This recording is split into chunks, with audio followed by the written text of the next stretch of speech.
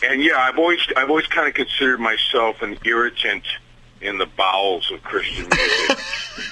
And I honestly think most people would agree with that who've had to work with me. But all that said, I will say this, for all the garbage that you have to kind of wade through, I have really been honored to work with some really fine artists in Christian music. Unfortunately, their music doesn't always get heard, but there have been some great guys I've had the chance to work with.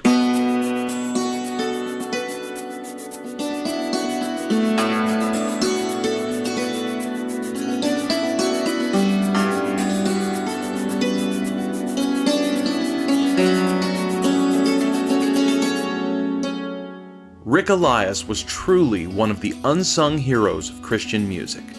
While he never became a household name, he was a powerful and authentic presence in the industry. And for many fans, Rick's music has had a profound and lasting impact on their lives. I'm definitely one of those people. My name is Joe Cook. I met Rick for the first time when I was 19 years old. I attended a Ragamuffin Band concert in Lancaster, Pennsylvania. It was their Prayers of a Ragamuffin tour. And for me, it was a very big deal. You see, I did not know who Rich Mullins was during his lifetime. My introduction to Rich's music was through Rick Elias, the Ragamuffins, and their work on the Jesus record. I can still remember purchasing that album at a small, long-gone Christian bookstore in Vineland, New Jersey. It was called the Bible Book Nook. And it is no understatement to say that that record changed the course of my life. And it planted a seed that eventually led my family to serve for 4 years on the Navajo reservation. But at 19, I was just a nervous fan standing there in the lobby, waiting to meet a guy whose music I loved and had touched me to the core. And I'll never forget meeting him. Rick Elias had a commanding presence. I mean, I'm nearly 6 foot tall, and he towered over me. And he was a cool guy. He carried himself like a rock star. In fact, that night he autographed a CD for me, and he inscribed it, "Keep Rockin', Rick Elias." But he couldn't have been nicer. And seeing the band live and meeting Rick that night, it was a landmark moment in my young life. A few years ago, I had the chance to talk with Mark Robertson about that concert, and he remembered it vividly. I can remember the same gig in Lancaster you're talking about. Me and Rick both got a little too forthright with a few things, and some of the church elders and people, that they raked us over the coals after the gig. Oh, really? And sometimes it's for the dumbest things. Like, I think Rick said something about get your butts out of the seats, and they're like, I don't think you should say that in church. What? Really? Are we all supposed to pretend we don't have butts now? What is, you know what I mean? I was like, if somebody said that to Rich, I can't imagine what he would have done, how he would have gone off on them. I don't remember what we did. We were like, okay, well, don't have us back. I don't know what to say, man. We're kind of a warts and all sort of band, and we hope that the gist of the thing, what you get from it after you take out all the high and low, is something believable and valuable. And if you disagree because of some weird little thing, it's like, God forbid you let Jimmy talk too much. He had the worst Tourette's of any of us. But somehow Jimmy and Rich got away with it because they were so offhanded about it. Me and Rick, there's no way. We can't say one wrong word or people will remember. I don't know why. So it's all in the presentation, I suppose. Well, over the years, I had a few more opportunities to talk to Rick.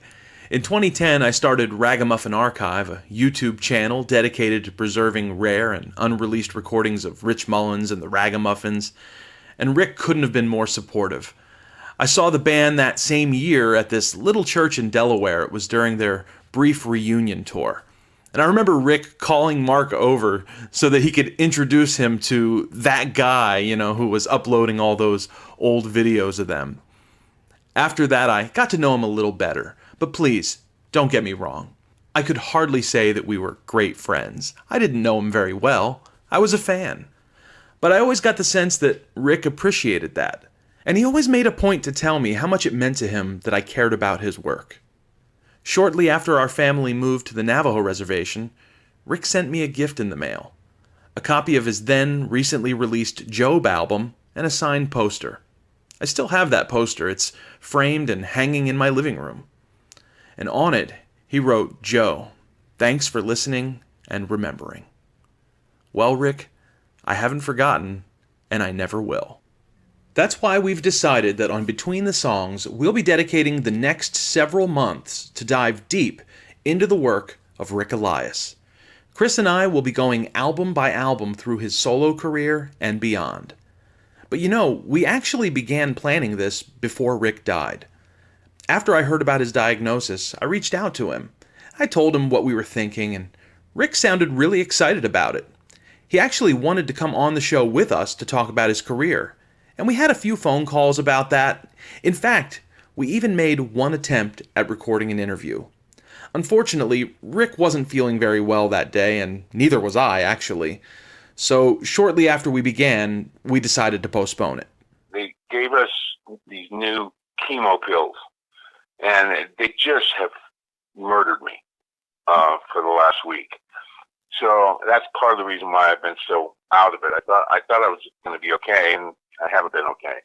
Yeah. I got in here a little bit earlier today to just try to get enough coffee. I mean, try to get out of this. But we should try and do it while we're both having a cognizant conversation. And I'd like to talk to you about it anyway. Well, if this makes you feel any better, I woke up this morning, I think I have the flu. I threw up an hour ago. Oh, God, I'm sorry, buddy. And hey, look, same difference. I mean, you can have cancer, you can have the flu. I don't care. You're still going to be hurting. Let's do this. You and I just keep talking or just sending emails. Just like, how you looking? How am I looking? I think I'm looking okay. Because it's not going to keep going like this forever. And let's you and I do it, man. I mean, you and I, we're going to chat, You've been a good supporter of the band, and I want to make sure that we can represent you. No, I appreciate fully, that. But I'm sorry about today. It's just in the day before and all that. If you can just hang in there with me, we'll get it done over here in the next week or two. Yeah, no worries. We'll get it done. Thanks, man. Hey, just take it easy, all right? All right, Joe. We'll talk next week, okay? You got it. All right, buddy. Bye-bye. Later. Well, we never wound up taping that interview, but during one of those phone calls, Rick gave me an incredible gift. He said, "If there was ever a top 10 list of Ragamuffin fans, Joe, you'd definitely be on that list." I consider that the ultimate compliment. Thankfully, I did get to see Rick one last time, on February 2nd, 2019, at his big benefit concert in Nashville.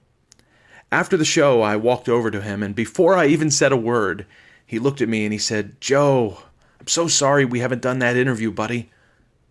I told him, "Rick, I just drove 2,000 miles to give you a hug and tell you I love you." That was the only thing I was concerned about, and that's exactly what I did. And I will always be thankful to have had that opportunity. Right now, I'm going to turn things over to my good friend and co-host, Chris Marchand. Chris has a great story about how he first discovered Rick Elias back in the late 90s. He's going to share that with us right now. So I'd like to offer my perspective as a fan. I never got a chance to meet Rick, not even a quick meet and greet after a concert. Instead, I saw him in concert a few times. The first time would have been in 1995 on the Brothers Keeper tour, and to be honest, I had no idea who he was at the time. He was just a guitarist on a stage. So the first time that I ever even understood Rick Elias as a person, came to me as an artist, was Cornerstone Festival 1997. I was there to see Rich Mullins. I had heard he had this musical that he was producing, and of course the Ragamuffins were playing.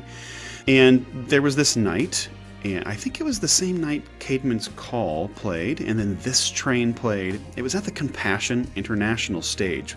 It was a great place to see new artists that you've never heard of before, or more obscure acts. And also, it was kind of where more of the folk and classic rock people hung out anyway. Well, one of the last guys to go on was this guy that everyone was talking up beforehand, this great artist. Well, to me, this was just some guy from out of nowhere. And I don't remember if it was the first song he played. I don't know, it was over 20 years ago, right? But I remember him distinctly playing A Man of No Reputation. and it just hit me. Now, I don't know about you, but I'm the kind of person that I need multiple times to process lyrics. And, I was kind of tired, I was sleeping in a tent for a couple of days. But even so, even though it was the first time I ever heard this song, it reached out and grabbed me. And so here's what's funny about hearing everyone share their own stories about Rick being this cool rocker guy fronting a rock band. Well, to me, my first impression of Rick was of the lone troubadour singing his truth from the stage.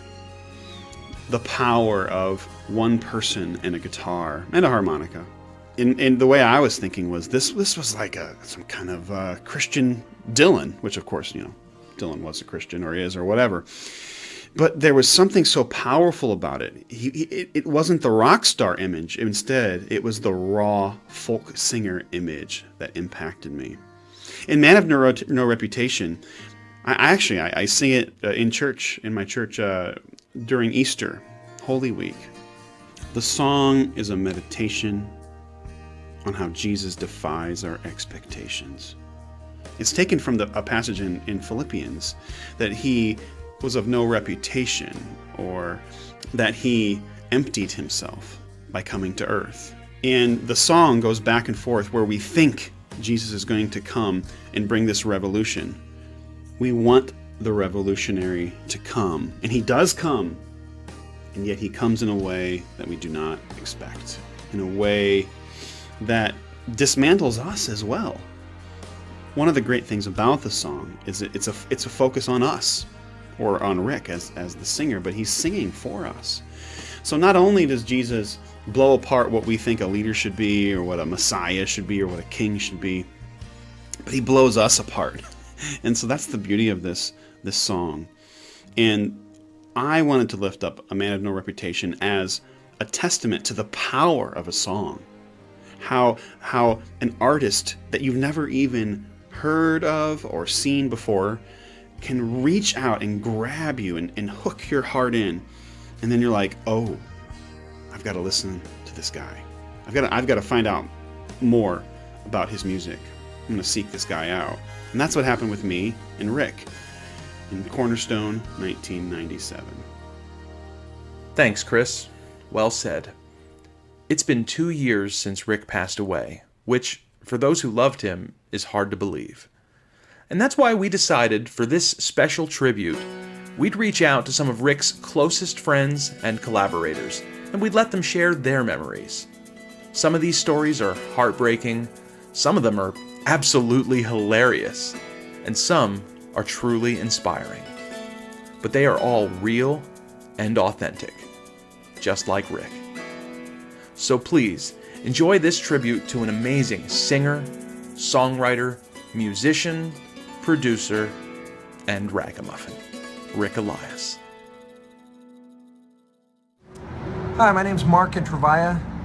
I've been asked to speak a few words about Rick Elias. I hope I can get this all done in a couple minutes. It's 50 years that we knew each other, so it's hard to kind of compress everything into a few minutes. But I'll get started with how I met Rick, and that was in 1969, the winter of 69. I was in a garage band called Head County, and we had a bass player named Jack. He was really great. He was actually much better than us. He was older than us. He didn't show up for the third rehearsal. Rick did. Rick's mom brought him. He was 14. His name was Rick Hilton at the time.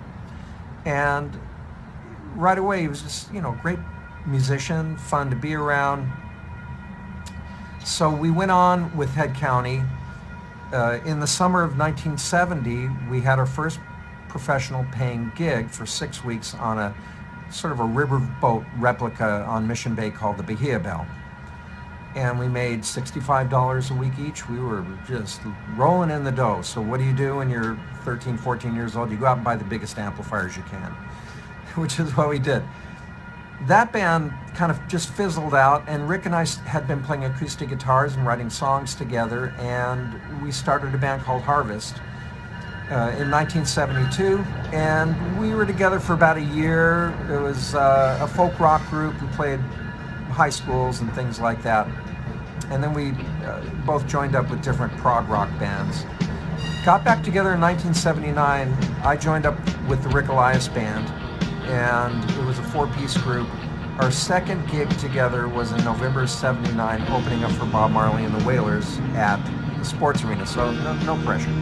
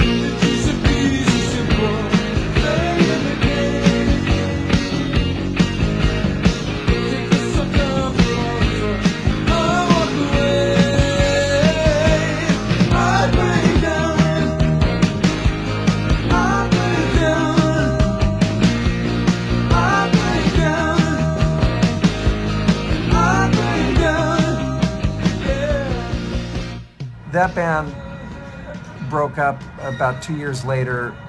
I moved up to LA and we formed the band New Language, and we played lots of clubs all up and down California, and that was somewhere along the line when Rick met Linda.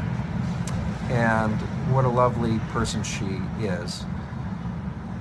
But she wasn't in the band. So that band broke up on the road, and I moved back to LA in '87 and joined up with Rick Elias and the Confessions. And that group was just really a great band, very well rehearsed. Rick was quite the taskmaster when it came to rehearsals. And when we went into the studio to record that Rick Elias and the Confessions record, we were tight. In the backside of a dead boy street with a bitch in my heart and a mean bad street. I was missing, I was wild, both man and a child, and crawled into your arms with a guilty smile. I stand accused of a crime. It's the truth, not a lie. This is mine. Confession of love. This is mine, confession of love. Yeah, we're working on an album right now, and we're going in February, and I'm going to try and stir up some label interest with it. Who's going to produce it? Have you made your decision in that area? I'm producing it with Dennis Dager, who is also going to be engineering it, and it'll be done at Red Zone Studios, which used to be Camden Studio A. So it's a real good room, and we'll be doing it there, and we're going to start out with about 5 tracks. We've got one done already, which we did the video to. Which is? Confession of Love. Okay. And what are you trying to say in that video, or are you? What is it about? I don't know. It's just it's a real fun song to play. I guess, right? Yeah, we love Do it. we agree? Yeah, we love that song. Okay. Mark doesn't like it so much. Since this is such a songwriter-oriented band, that particular song, is there any message that you're trying to communicate? Yeah, I guess the song is basically a song about redemption in the face of adversity. So I always had a talent for vocal harmonies. I'm very proud of that record. Rick gave me a nice little credit as vocals co-produced by Mark and Travailla. So that was a nice thing that he did. We stayed in touch for a few years after that band broke up. I moved back to San Diego, and then he went on to have success with That Thing You Do with Scott. And we got together a few times in Nashville. I was in and out of that place a lot, and he was living there. And then we just lost touch. I got a phone call from him out of the blue in late 2014 saying, I miss you and let's talk and get together. So the next time we got together was in 2016 in January. I was out in Nashville making a record with Eve Sellis, and Kenny Greenberg was producing it. And we had this really great evening together, swapping old war stories as you do. Then so we kept in touch, and then I got the phone call from him saying that he was sick and he was terminal. And that was a rough conversation. We started the GoFundMe page for him and Linda, and that went really well. And then in 2018 in February, I flew out to Nashville to play during his last concert performance, and that was a beautiful event. He was struggling, but we had this really nice evening, last concert appearance together. And I thought that was it. I thought I would not see him again. And then I got a phone call from him a couple weeks later going, hey, I'm going to be in San Diego.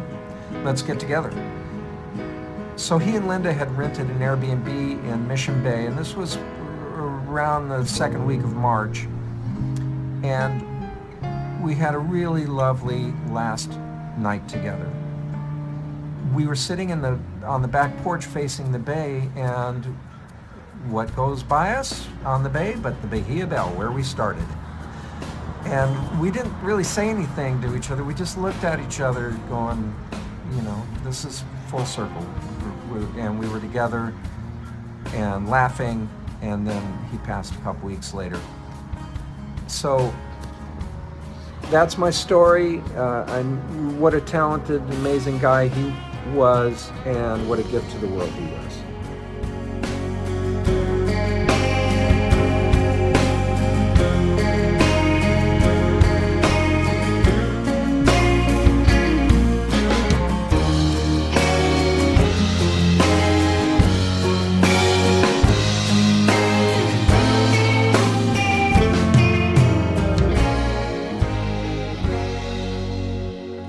Hey, this is Chris Hauser from Nashville, Tennessee. I've worked in the record business since 1979, the Christian music industry.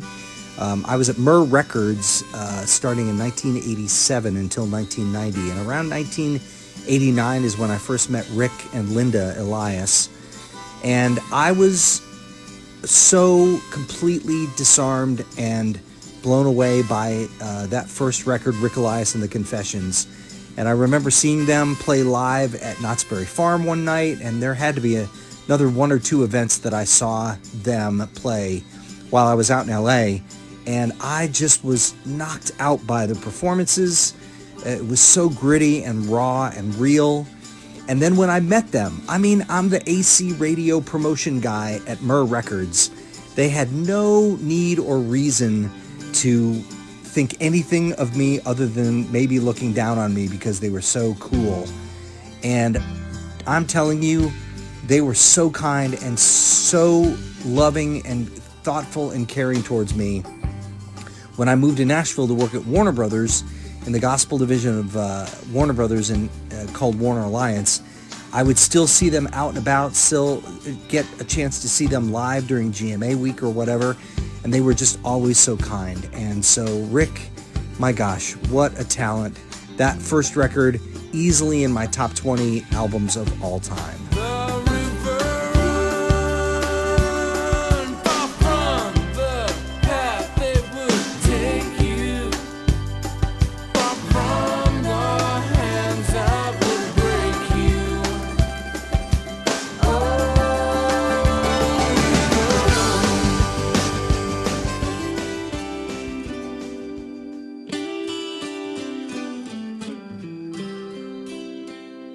So this is Margaret Becker, and Rick Elias was out with me on my Build This House tour in 1992. It was a building tour, literally for our touring future. So we were playing 13 days on, 1 day off. Now we had a full bus and then some. So Rick and his band drove the same route. And having done that for a number of years in my life behind other people's buses, I can tell you right now, it is really difficult to do. so when he would show up at the venue, you know, he and his guys, you could tell they were just beaten to death. But man, come time to get on the stage clothes and get out there, you saw the rock god. I don't care if he was on 1 hour sleep. He was the rock god. I remember he had this really beautiful body and this beautiful imposing presence. And when he walked out on that stage with his guitar and he walked up to that mic, I promise you, if he would have told that whole auditorium to get down and lay on the floor and bark like dogs, they all would have done it, because he had that kind of authority. And the beautiful dichotomy of that presence, and that people just call it the it. He had the it. And the beautiful dichotomy of that is, if you knew him behind the scenes, you knew this really tender, beautiful man who was very thoughtful and bright. And yeah, I mean, he could kick it for sure, but he also was a super, super thoughtful man, and very, very easy to get along with, and in fact, a very warm, comforting presence. I always felt, I don't know, I guess I felt even a little safer, but I also felt such incredible warmth from him and towards him. And he was one of those people from that chapter of my life, the CCM chapter, that I would say, I have like about a handful of people I'd say this about, and he was among them. One of the kindest people I've ever worked with and met through that chapter. He was like 100% of what you would hope a thinking Christian would be. And what I mean by thinking Christian is that, you know, the CCM industry tends to be a little bit myopic, and was certainly myopic at that point. And Rick, you know, he was confident and he was balanced, and he wasn't afraid to voice his opinions in a room filled with conservatives. And I especially loved that. Oh my gosh. Just, you know, seeing his logic and seeing him lay it out. He was almost like, I don't know, like a lawyer, the way he would lay things out. And you would just watch the people, you know, who didn't really know him responding to the rock god. And then he actually has a really great thought process, and he's making points that are uncomfortable to them. It was really one of the highlights of that tour with me, because he didn't hold back. He was always gentle, but then, you know, sometimes when people would leave the room, he'd go, that guy was a, and then bleep, you get the rest. But anyway, it was just a nice thing for someone who had to truly toe that line all the time. It was a nice release for me. He was smart as a whip, and over the course of that tour, my respect for him by the end was probably as high as I can get. He was a true rock star, but he was an amazing human being, and getting to write with him and spend time with him after that was a treat, because you had to be cool to hang out with Rick Elias. You really did. And somehow I made that cut, and I'll be forever grateful, and I will miss him for the rest of my life. But as far as we've come side by side, it seems like we've barely begun, yeah. And what is a vision unless it's an image of things to come? Oh, leave one light on. Very soon I'm coming back for you. Leave one candle burning. Very soon I'm coming back for you. Leave one light on. 'Cause very soon I'm coming home for you. Leave one candle burning. Very soon I'm coming home for you. Leave one light on. Hi, this is Mark Hollingsworth, the radio marketing manager for Compassion International. My Rick Elias story goes back a long way. We became friends around 1990. He was at the Gospel Music Association convention in Nashville. His very first album Rick Elias and the Confessions had just been released a month or two before, as I recall, and I had heard it and absolutely fell in love with it. It was just a great, gritty Americana album, and I loved the lyrics, loved his voice, the songwriting, the craft, everything. It was just amazing. One of the best records I had heard in a long time. And there was a showcase at a small club in Nashville for other artists, and Rick was standing in the back, and he's kind of an imposing figure. He's about 6'5", 6'6", and had his almost pompadour-like long black hair, and he was wearing a black leather jacket with fringes on it, and black blue jeans, and I'm fairly tall myself, so I could look him in the eye, and I walked up to him. I said, "Are you Rick Elias?" And he kind of looked a little stunned, like, who would know me? And I just introduced myself and said, I really have enjoyed your album. I think it's fantastic. And we just started to hit it off, and friendship developed as the months continued by. As the head of the artist department, or one of the heads of the artist department at Compassion at that time, I was always looking for new artists who might be interested in representing the needs of children around the world, impoverished kids, and finding sponsors for them through their music. So I asked Rick if he would be interested, and he said yes. And I was setting up a trip overseas to Guatemala. Rick had never been outside of the country, as far as I'm aware, and he really jumped at the chance. He was anxious to see what the world was like in Guatemala, and I always like to pair people up on trips that I thought would be a good mixture with each other, and that they might have a great rapport together while on the trips. And so I had also invited Rich Mullins. It was his very first trip as well. And Jeff Moore, another solid artist from that time. And so we were on our trip to Guatemala, and none of these guys had ever met each other, but they all became fast friends. And wouldn't you know it, on that trip, the friendship between Rich and Rick became so deep, so fast, that they said, we need to start a band. And sure enough, that was the beginnings of the Ragamuffins.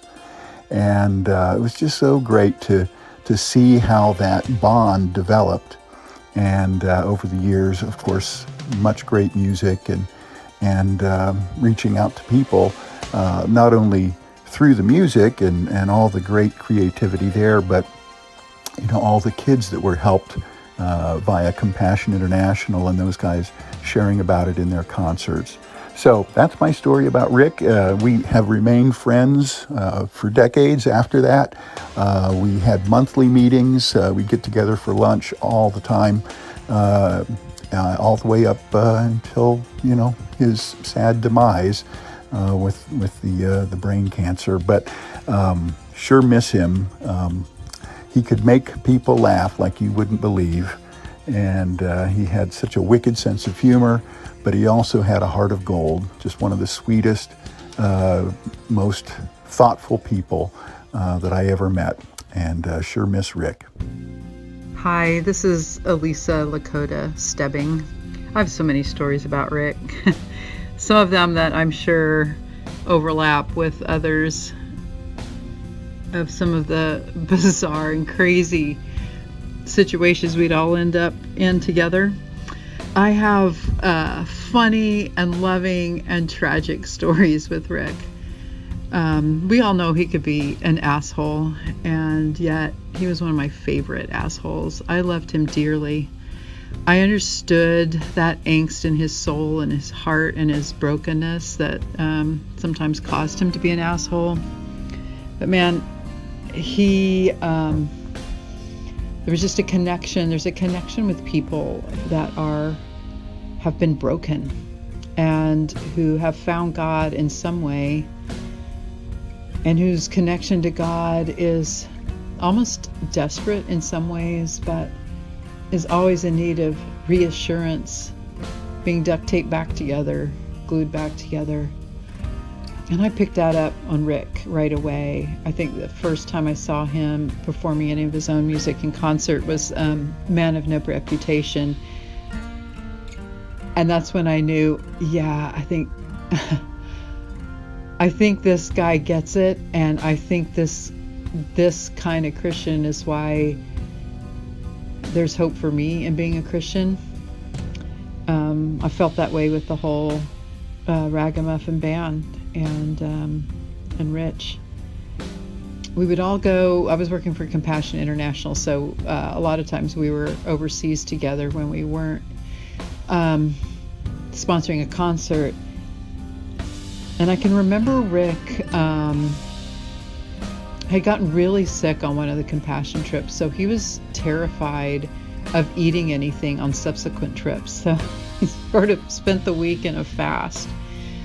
But when we were offered food, he didn't want to be disrespectful, so he developed this art of chopping up his chicken very small and hiding it under the mashed potatoes so that it would look like he had eaten his meal, or at least most of it, except for what was hidden under the mashed potatoes.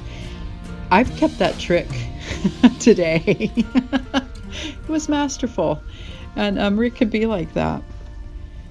I have a lot of memories of sitting up all night long with Rick, talking, or just sitting with his pain, sitting with his angst, his frustrations with God and life and all of that.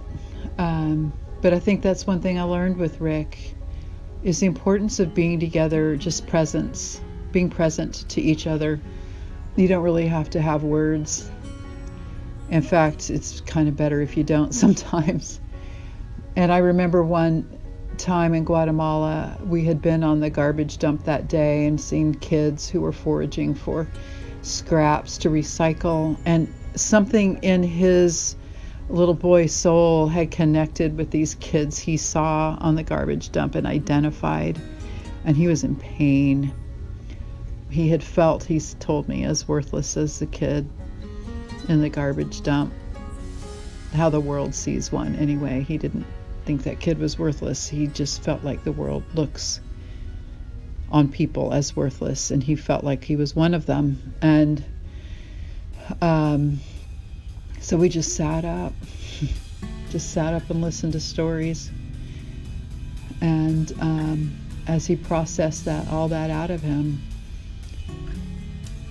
and I think he kept a lot of that with him, and yet he also had this connection to God, like songs on his albums, like Hole in My Heart, Prodigal Son, The Man of No Reputation. Man, those are songs from the gut, from the soul. And I really, when I first came to Compassion, I didn't know anything about contemporary Christian music, and I thought, wow, what is a song if it doesn't have pain or joy in it, like real pain and real joy? And I thought most Christian music was rather boring, but when I heard his songs, I thought, wow, he's a masterful writer. The music is great, and he is writing from the depths of his gut, and this song means something. And I could listen to that. That is a Christian song I can hear and understand, that has depth and value of the real struggle in life that we all have. If we're honest, that struggle with God of being worthy enough. And Rick, man, I hope you know you are. I hope by now you really, really know you are. I miss you so much. And there's so many more stories I could tell, but I got to stop talking now.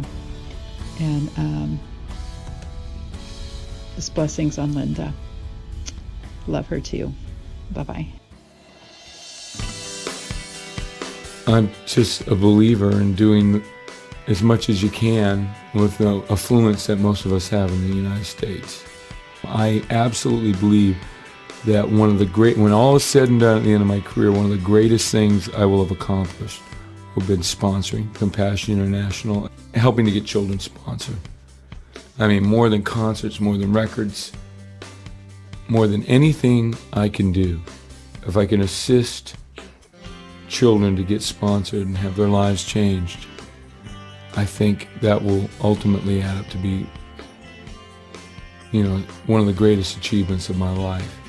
I believe in them because of their integrity. The people that work for them, Mark Hollingsworth and Devlin Donaldson and the others that I've met, are incredible believers in the faith. They believe in what they do. They believe, they're just inspiring people. And they've included me in their vision, and we're truly humbled even that they would even ask me, because there's so many bigger stars they could go after. But they've talked to me, and they've included me, and they've allowed me to be a part of what they're doing. I got a whole lot of love in this heart of mine. I got a whole lot of feelings that I can't define, but it's just my love. I throw away my crutch, and when I open up, I guess I say too much. I need a hole in my heart, like a hole in my head. I got a whole room of trouble. Think I'll just stay home in bed. I need a hole in my heart, like a hole in my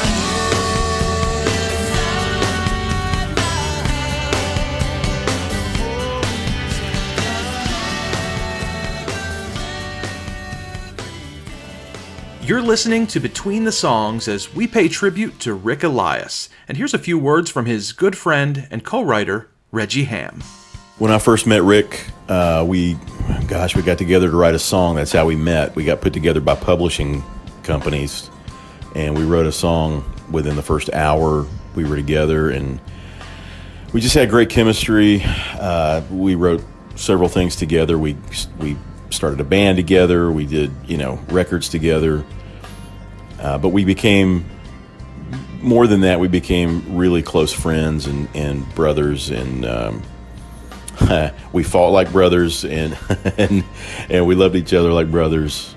But I don't think I'd ever met anybody with the kind of artistic volatility that Rick had. I was raised in musical family, been around musicians and everything, but I don't know that I'd ever to that point been around someone who was just truly like that fuse that's constantly lit, that you're just wondering how it's gonna explode. And I mean that in a good way. You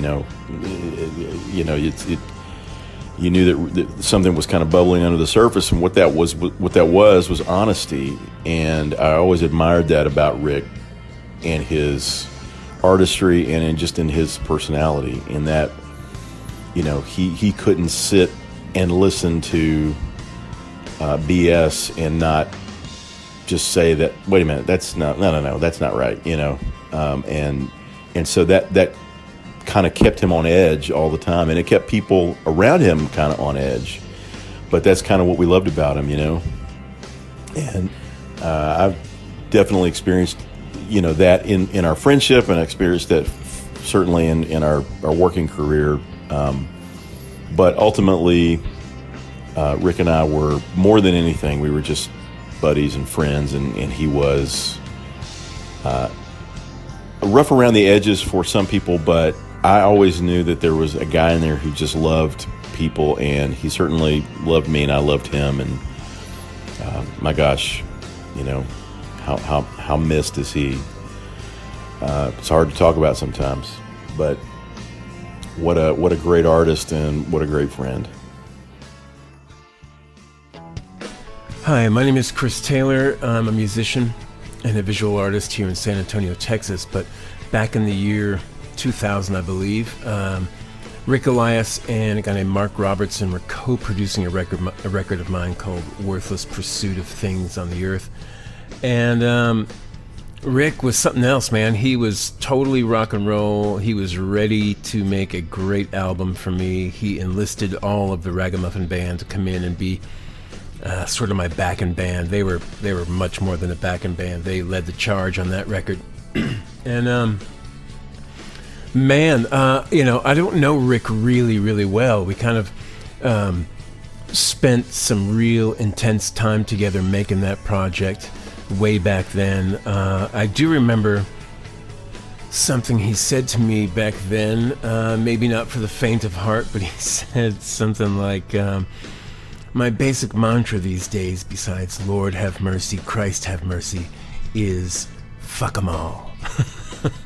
He's talking about, I don't know what brought that up, but he was like, I just want to be about the truth, no matter how subjective that gets. And I don't know, to me, if that doesn't sum Rick up, he had a wicked sense of humor, and I just loved him as a person. He was the real deal. I mean, that's what you want in anyone. And so I'll always remember him. I'm so grateful for what he and Mark did on that record and for the whole of Ragamuffin Band. They were just the true artists in every sense of the word. And man, I already miss Rick, and I listened to his music. He was a hero of mine long before I ever met him.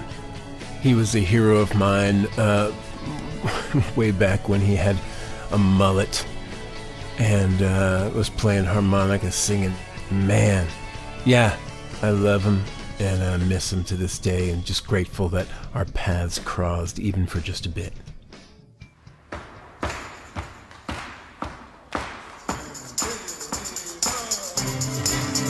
It's like a train.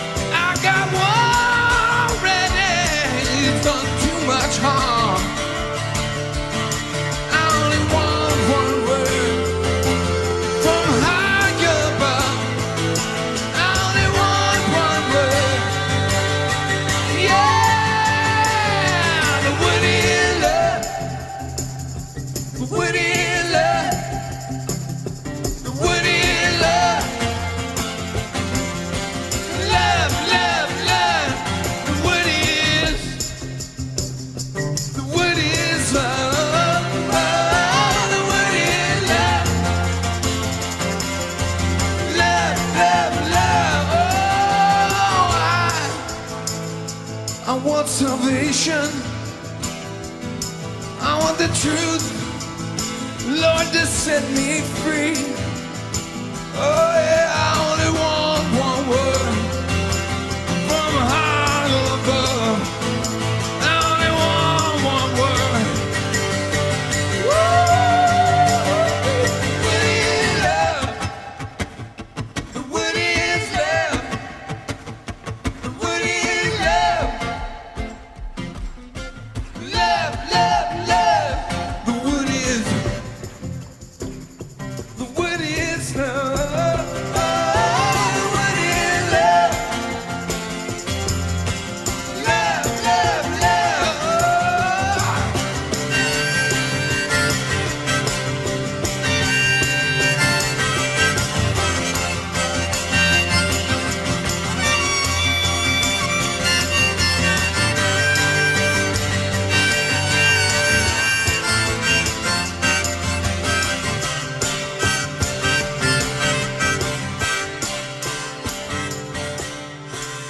Between the Songs remembers Rick Elias. Another guy who spent a lot of time with Rick, both in the studio and on the stage, was Randy Stonehill. Rick Elias. What a character and a very gifted man. Working in the recording studio and being on stage with him was just a joy and a blessing. He was funny and musical and passionate. Basically, he was unforgettable. Rick was often cantankerous and edgy. I believe he used that armor to mask his own wounds and to protect a tender heart. He also has the distinction of writing one of the most powerful and anointed songs I have ever heard. Man of No Reputation. I could tell you many stories, but this is one of my favorites. We were on tour together, I think 1994. Our first concert was in Lookout Mountain, Georgia. I remember as Rick took center stage for a brief solo set, I heard that song for the first time. As I listened from the side of the stage, tears began streaming down my face. When the song ended, the band all found their places again on stage, but I was so moved by what I had just heard that I couldn't regain my composure. I walked over to Rick and hugged him. The whole room fell silent. It was like everyone knew we were on holy ground. I wiped my tears away with the sleeve of my shirt, and I finally walked back over to the microphone and thanked Rick for the treasure of that song. It was a wonderful way to christen the beginning of the tour. And as I said earlier, Rick was and is unforgettable. Most of his fans are familiar with Rick's albums and various music projects throughout his career, but Rick spent a lot of time teaching, especially in his later years. We reached out to Warren Pettit, the director of the Contemporary Music Center in Nashville, and he shared a little bit about Rick's role at CMC. He wrote, "Rick was the director of the artist track at the Contemporary Music Center from 2010 through his passing. He taught songwriting, and his principal contribution was to help artists create art. Songs that illuminated the unseen and spoke to the heart in ways that were mysterious. Songs are the raw material of the music industry, and Rick helped develop those few artists who really were artists." Warren also shared a couple of his personal stories with us. I remember the first time I met Rick, it was in 1988. And he was coming to Greenville College, where I taught at the time, to do a show. He and the Confessions. He was scheduled to do chapel in the morning at 9:30, and then a show later that evening at 8. And if you knew anything about Rick, he and early morning didn't really get along. Playing and singing was a very physical thing. And Rick wasn't exactly warmed up, either in his voice or the guitar, and he played chapel, and I thought, ugh, that's probably one of the worst musical performances I've ever heard in chapel. And then at evening, he and the band played, and they destroyed it. And it was probably like one of the best performances ever I heard at Greenville College. So when he was finished, Rick came upstairs after, and he asked, "How did that go?" And I said, "Well, Rick, I think you probably hold the distinction for having done the worst and the best show on the same day at this school." And he looked and he just smiled. And he said, "Well, some days the bear gets you, and other days you get the bear." And I thought, yep, that's a pretty clever way to sum it up. Rick had just finished the album Job and had sent me a pre-release copy. And I remember listening to that and just thinking to myself, oh my word. It was just at another level. I remember having that very same feeling when I heard 10 Stories the first time. And I thought, here's a guy who's writing way outside what other folks are imagining, and with a clarity and a depth, multi-layered depth of lyrical content that was just masterful. I saw him the next day at school, and I came up and I said, Rick, look, this Job, just brilliant, just so amazing. And I said, there are guys and gals, who have earned a doctorate, a doctoral degree, for work less than this. And I know, because I'm in academia, and I have a graduate degree in a terminal, and I understand the whole process of the dissertation and the defense and so on. And he was kind of stunned by that comment. And I said, no, really, the amount of synthesis, of clarity, of research, the time and effort it took to develop this, then to bring it to your peers, to release this. Now, I'd give you 2 doctoral degrees if I could. And I think that was meaningful to him. I hope it was. He didn't have a formal education in the sense of the academy, but sometimes wisdom goes far beyond intellect. And Rick had that in spades. As Warren mentioned, Rick released an incredible album in 2013 called Job. It was a much welcome surprise to his fans when he first announced that he was heading back into the studio for what would be his first solo record in years.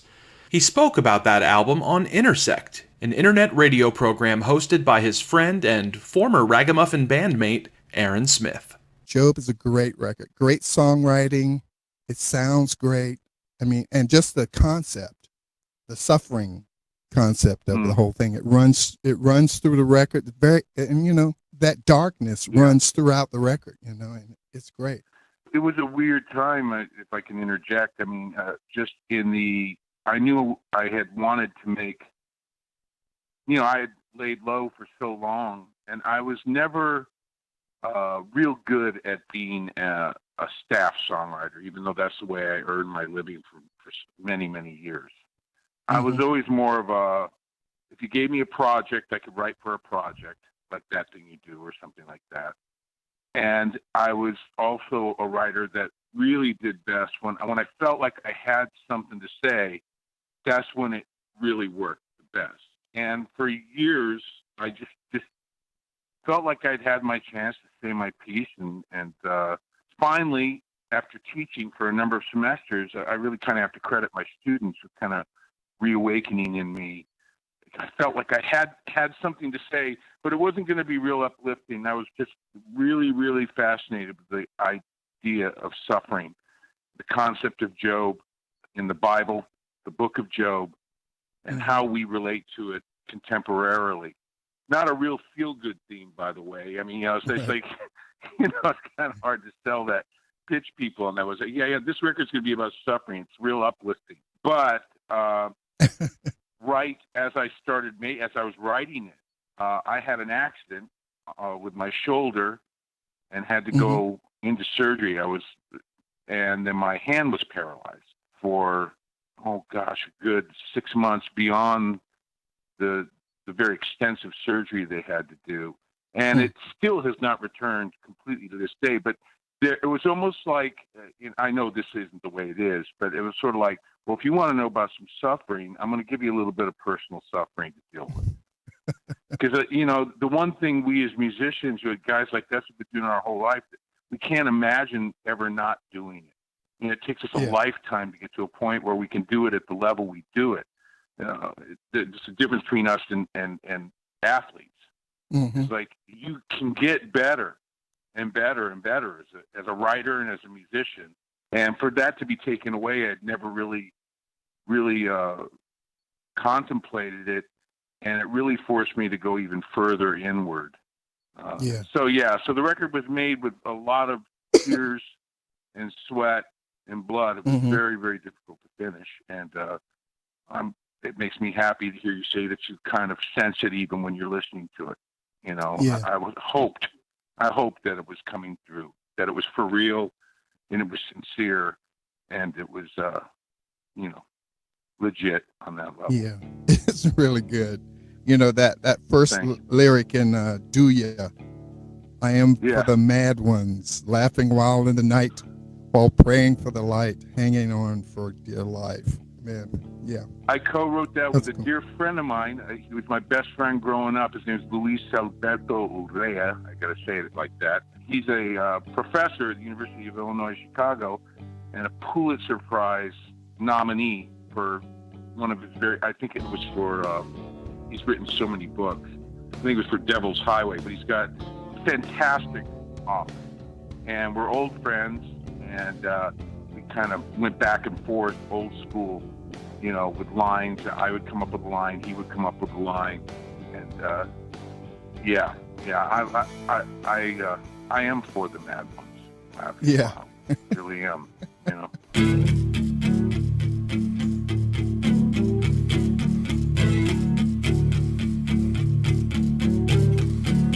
I am for the mad ones, laughing while in the night, while praying for the light, hanging on for dear life. Who am I? Do you know me? If you know, well then tell me, ring the suffering chimes, tell me whose fate is mine.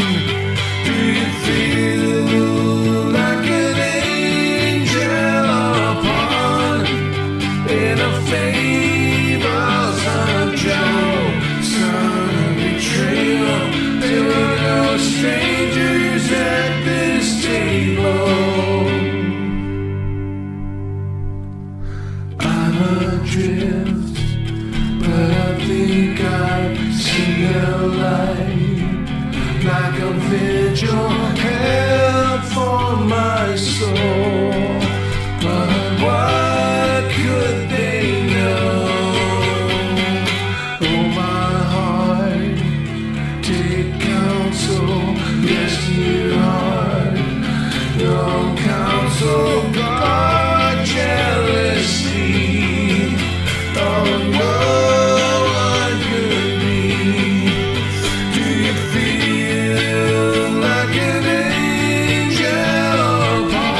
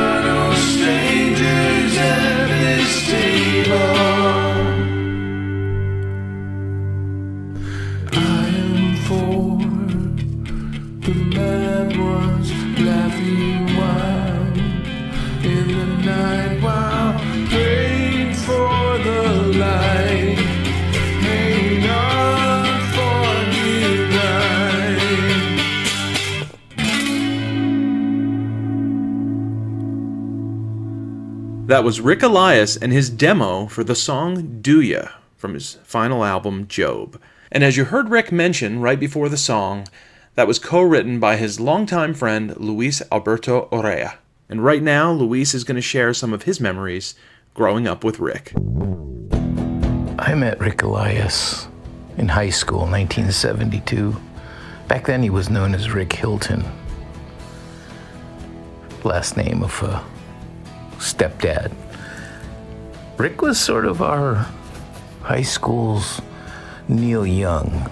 He had long, curly black hair, always wore white, sometimes with a black vest. Had a guitar with him a lot. Sometimes high. That's what made him otherworldly, I think. He sang with a Neil Young voice. You know, I think people didn't know that his secret was not Neil Young, but Stephen Stills. You'll hear it even in Job. There's Stephen Still, at least guitar influences in that album. But I was a theater kid and a visual arts kid and wanted to be a writer and poet, and he was our rock star. And a little trivial thing about Rick that you might appreciate, he was always a prankster. Always a prankster. And, you know, his hair was parted in the middle, luxurious locks. But I noticed one day in our biological studies class that at the top of his forehead, right at the part where the part began, he had a little island of flat top haircut, like a 50s butch flat top sticking out.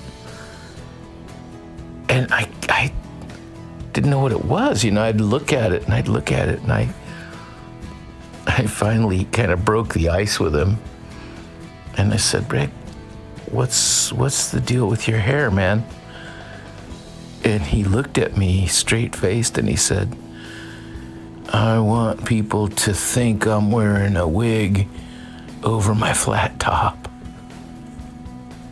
And I thought, man, this guy and I are going to be great friends. And we used to meet in the school auditorium because they had a grand piano and he was writing songs and I was writing plays and multimedia shows and things like that. And we decided that we should be partners. And honestly, it took probably a month after that. We had wired up his mother's entire house into our recording studio, and we had tape recorders in the kitchen, and we decided we were gonna record our first album, our own Sgt. Pepper, with shades of Bonzo Dog Band and Buffalo Springfield and maybe psychedelic weird bands like Hawkwind. And off we went, singing through wah-wah pedals and phase shifters, breaking things with echo chambers, using sound effects and weird voices. I'm not sure that music isn't somewhere on the giant career music dump he did for his fans before he died.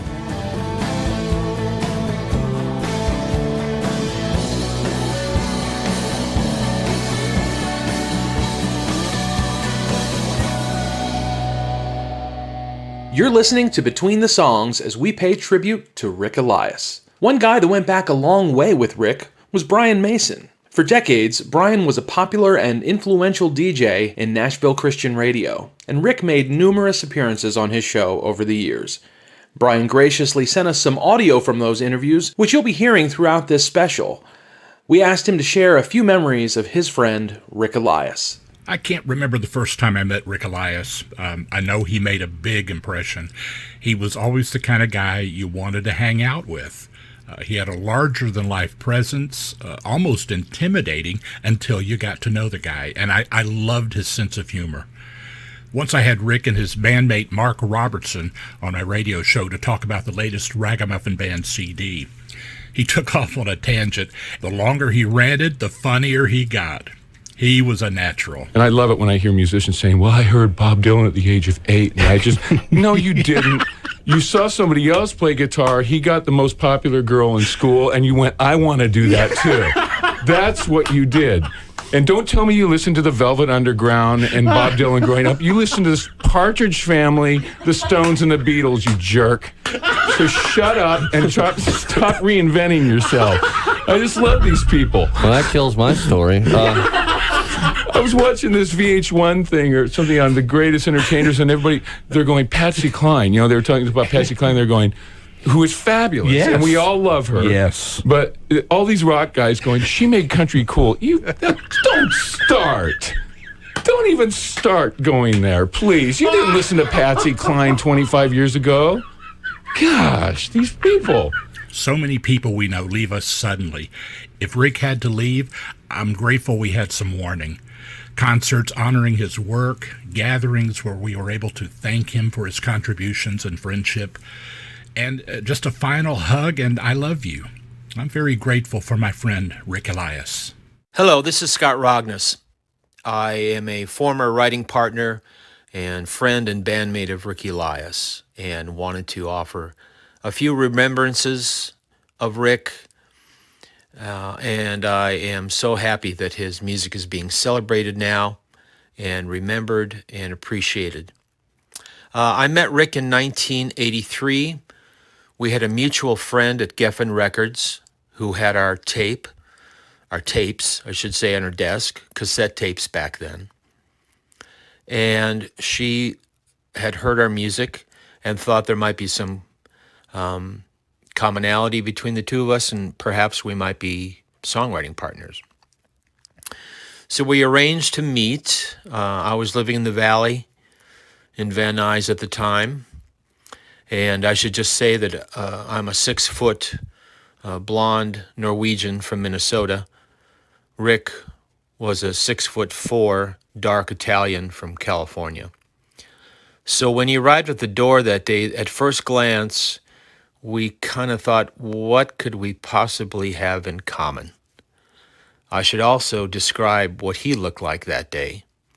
He had boots, chains around the boots, torn jeans, torn t-shirt, biker gloves, leather coat, earring, and dark, wavy, thick Italian hair. He looked like he just walked out of The Clash, or perhaps just had coffee with Bruce Springsteen. But those were the times, and that was Rick. I should also say that day, Rick came with a friend, John Kula, who would later become our bass player, and sadly passed away recently also. One thing that we did realize as time went on is that we had a lot in common musically. Rick and I had been brought up on the same music, thanks to AM and FM radio at the time. So in our DNA was the Kinks, Dusty Springfield, the Stones, Beau Brummels, Young Rascals, Floyd Kramer, you name it. We had all those things in our brain and had an appreciation for them. And that would serve us well years down the road when we would get together and write for Tom Hanks' film That Thing You Do. We were able to draw on all those influences and speak the same language and have the same shorthand, which really came in handy. Every night I pray I'll have you here someday. I'll count the stars tonight, hope with all my might.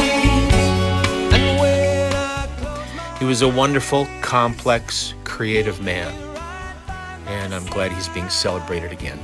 Thanks. I could only have one wish, to be the girl whose lips I'd kiss, all my only dream. And the movie actually has developed kind of a cult following, but it's a very clean movie. Yes, it's aired on VH1 several times, I know. And it's got just legs. Fun. It does. It's just a fun movie. And you and Linda wrote. One of the 5 titles. cuts? Well, myself and a fellow named Scott Rognus co-wrote 5 songs. Linda co-wrote one, the end title, with us, and actually produced. Yeah, I produced the cut. I never thought my life would end up quite this way. Sometimes it's hard to figure out what I should say. I try to learn to mend this broken heart. I need you, that thing you do. Now, how did you get the part? I mean, it's one thing, again, to write the music and then to help the guys learn to play this and do the playbacks and stuff, but actually an on-screen part. Well, we were at the office, and they as they cast the movie, they have everybody's headshot, all the actors and the character they're playing, and I noticed that there was a sheet up there that said Playtone Review Band, and there were no names. And they wanted, any of the band? No, they wanted musicians so that it would look right. And so I foolishly, I said, wow, if I'm, I might be... if I'm out here anyway, why don't... I'd love to do this. Yeah. This would be fun. Not knowing what an agonizing... the whole movie thing. The first day we were on the set was like, it's like a 14-hour day, and you're an extra, basically, I thought I was going to get the speaking part, and really, if this was a TV show, I could show you what happened. I can't explain it. But suffice to say that we blew it so bad in this first scene, which finally the producer of the film came up, who was a friend of ours, and he said, "Hey Rick, Scott, come over here. You see that table over there in the back? We need you to go over there." And they replaced us with these two other guys. We clammed. Didn't you knock so over bad. a cameraman? Oh, yeah, there was another scene where we're walking backstage, and I thought I misunderstood what he said. I thought he said, get in front of the cameraman, this guy with a steady cam, because right when you walk past him, he's going to go through this door. It's like a choreographed, Right. So we get into this little hall, and the steady cam guy is coming up by my right, and he's walking really fast. I'm like, I'm just trying to get by him, and he makes this left to go in the door, and I just do this body block into him. He goes against the back wall, cut, It's like, I hear, it is customary not to touch the cameraman during a scene. And then they accuse me of calling it what they call buzzing the camera, which is like, where you're like sitting there. You're not supposed to know the camera's there. Hence, do not look at the camera, nor should you mouth other people's dialogue as they're speaking it. I'd say acting isn't in my future. Come on, pretty baby, put your little hand in mine. Things are shaking on the dance floor. Everybody's feeling fine. Don't waste another minute. Step into the light. Come on and dance with me tonight. Tell your mama that we're leaving. Tell your daddy that we're gone. Tell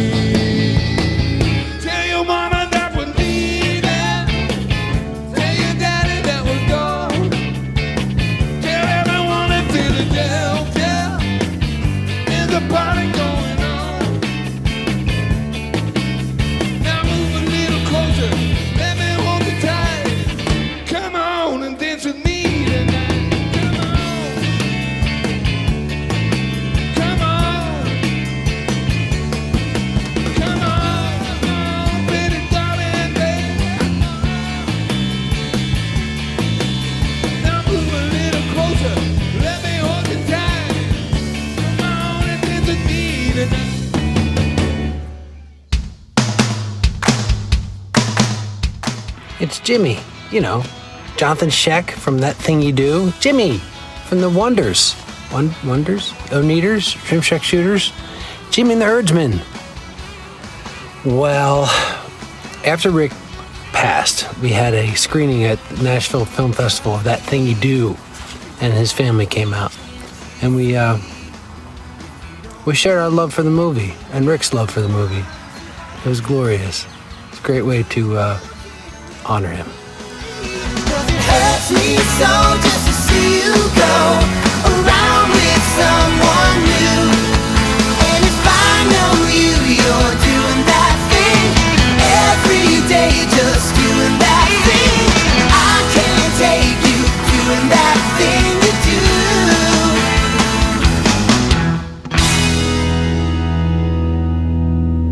do. Between the Songs remembers Rick Elias. Another one of Rick's dear friends, Sammy Horner, reached out and shared some great memories with us, and we're going to share those with you right now.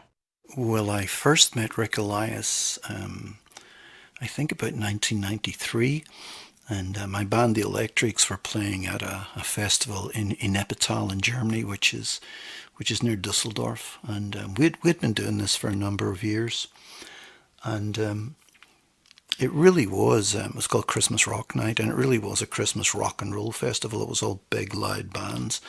And Rick and Linda, I think, were there just as a couple.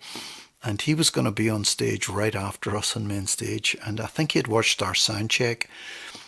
And afterwards he came up and he said to me, look, man, I got to go on right after you guys. My band were pretty raucous, you know, and had the place jumping. And he said, it's going to be hard for me to get up there with an acoustic guitar. So, you know, would you and your drummer, the bass player and drummer, just join me for the first couple of songs so I have like a three-piece band? I was surprised because I didn't know who he was. I'd never heard any of his music. Surprised that he trusted us to do that. But I think we had a 15-minute rehearsal in the backstage area before he went on. My band played, Rick came on stage as we were going off, and the drummer and I stayed on, and we played, I think, his first 2 or 3 songs with him. And after that, we just got talking and hanging out a little bit in Germany. But I really came to respect how good the guy was. Those of you who knew the Ragamuffins and Rick will be under no illusion how good a songwriter and how good a player Rick was. But I remember sitting with him in a hotel room somewhere. I just made a record, and this was actually just after Rich Mullins had died, and Rich had wanted to record one of my songs, and I was sitting talking with Rick about that process and about what might happen or might not happen now that Rich is gone, and how we might do that. Because I always feel slightly like I'm not all that good and everybody else is better than me. They can play better, they can sing better, they can write better. I've always kind of had that feeling about what I do. And I remember Rick saying to me, look, he says, you write the songs, man. He says, all you got to do is surround yourself with people who are better than you. And it sort of always stuck with me. And so for everything I do, I mean, studio, live, everybody on stage is better than me, everybody. And I don't feel threatened by it. I don't feel jealous of it. I'm delighted that I have that kind of support. But it was really sound advice. And, coming from someone like Rick, it sounds like, well, he had his act together and really he was, really confident and stuff. But Rick, like the rest of us, had his insecurities and his moments of doubt. And I'll leave you with a final story. The Ragamuffins were playing in Scotland with the Electrics. And we're just doing one show. They were on their way to a festival somewhere in England. And we were all hanging out. And the night before the show, we went to a little bar in Scotland. So we all went. The Electrics were all there. The Ragamuffins were all there with all their acoustic instruments. And we just sat in a corner and played. And the bartender loved it so much that he locked the doors after last call. And he kept us all in the bar. And we were there till about 4 a.m. with all these drunken Scottish people who were loving it. But at one point in the night, Rich said to Rick, right, Rick, you do one on your own, you know. And he says, well, I do. And I said to him, well, you have to do A Man of No Reputation, which in my opinion is the best contemporary song ever written about Jesus. And he looked at me and he said, no, not in here, man. And I said to him, well, actually, this is exactly where you should be doing it, right here, right now. And you know, afterwards, loads of those guys who were in the bar at 4 a.m. drinking with us asked us where we were playing the next night, and came to the full concert in Glasgow to see both bands play. So I've good memories of Rick, you know. The highs and the lows, and the Ragamuffins weren't called Ragamuffins for nothing, if you know what I mean. Hi, I'm Brian Duncan.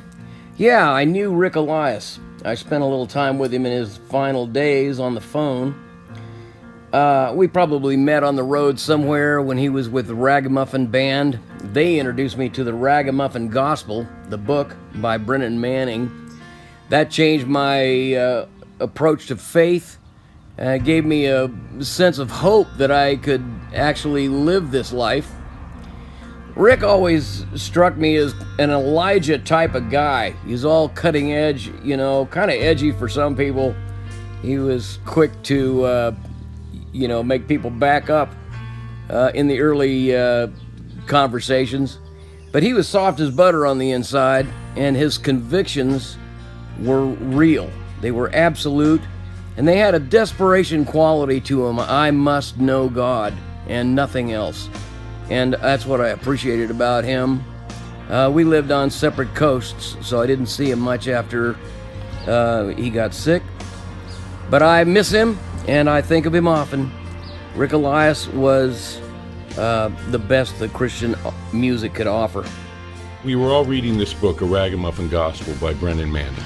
Right. And even before the band formed, I know Jimmy was reading it, I was reading it, Mark was reading it, Rich was, and we were all pretty moved by that book, which is an amazing book. If listeners haven't read it, they need to pick it up, A Ragamuffin Gospel by Brennan Manning. But it just seemed to describe exactly where, I know for me personally, where I was at in my Christian journey, and how I processed it, and how I was, what my interior life was like. And we were really moved by it, because I don't really think, there's such a premium placed on perfection and keeping things nice and tidy. And here was a guy saying, he sees you just the way you are. I mean, you're not hiding anything from God, and you probably shouldn't be hiding anything from each other either. A sense of community. So we talk about it, and Rich really came up with the idea that at that point in his career, he wanted to form a band, and we can get into this later on what all that meant. But he knew from the beginning he wanted to. He really embraced that concept. A Ragamuffin Band, that's right. A Ragamuffin Band too, just like one among many.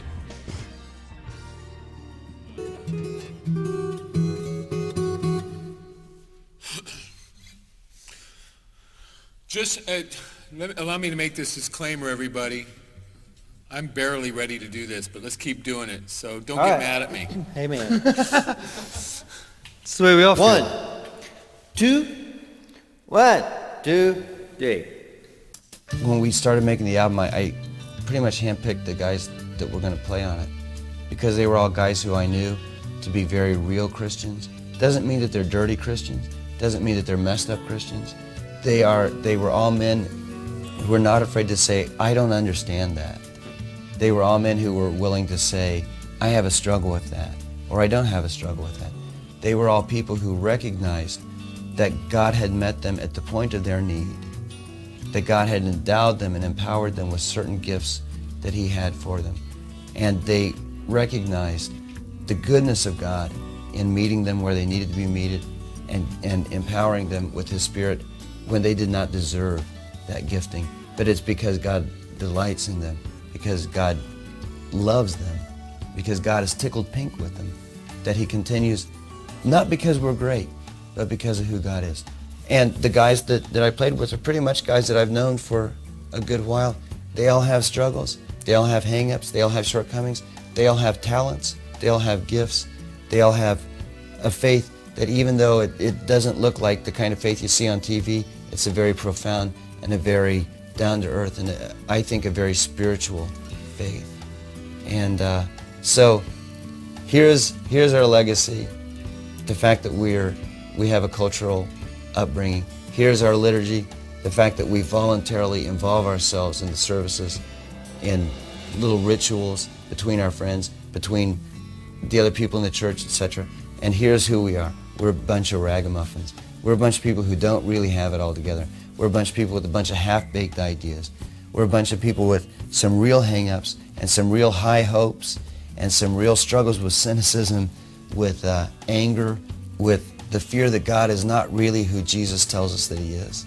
And here, above all of that, here is a God who continues to look down and continues to love us, which hopefully everything in this album, everything in our legacy and in our liturgy, and everything that comes from us who are ragamuffins will point to the fact that God is real and that his love for you is absolutely real.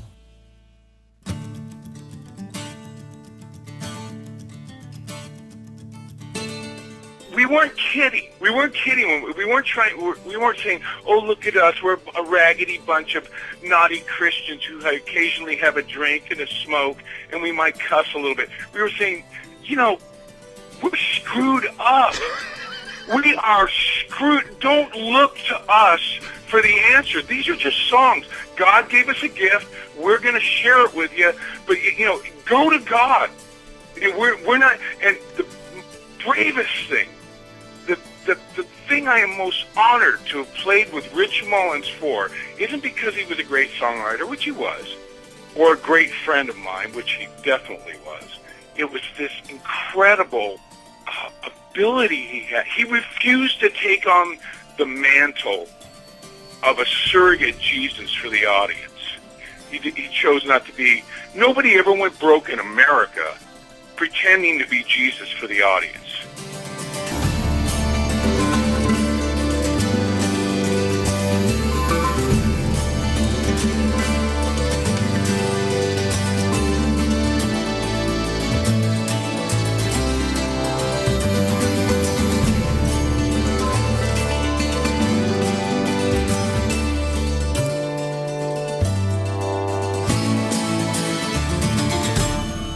You're listening to Between the Songs as we remember Rick Elias. Recently, we caught up with Ragamuffin Band member Mark Robertson, who shared some of his memories of Rick.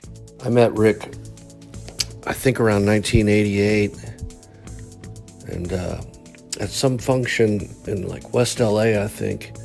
It was a thing for Christians who were in the arts, and I just remember him walking in the room, and he just seemed 9 feet tall and just 100 times cooler than everybody else there, and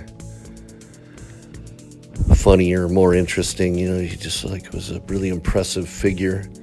And then he gave my band that I was in at the time.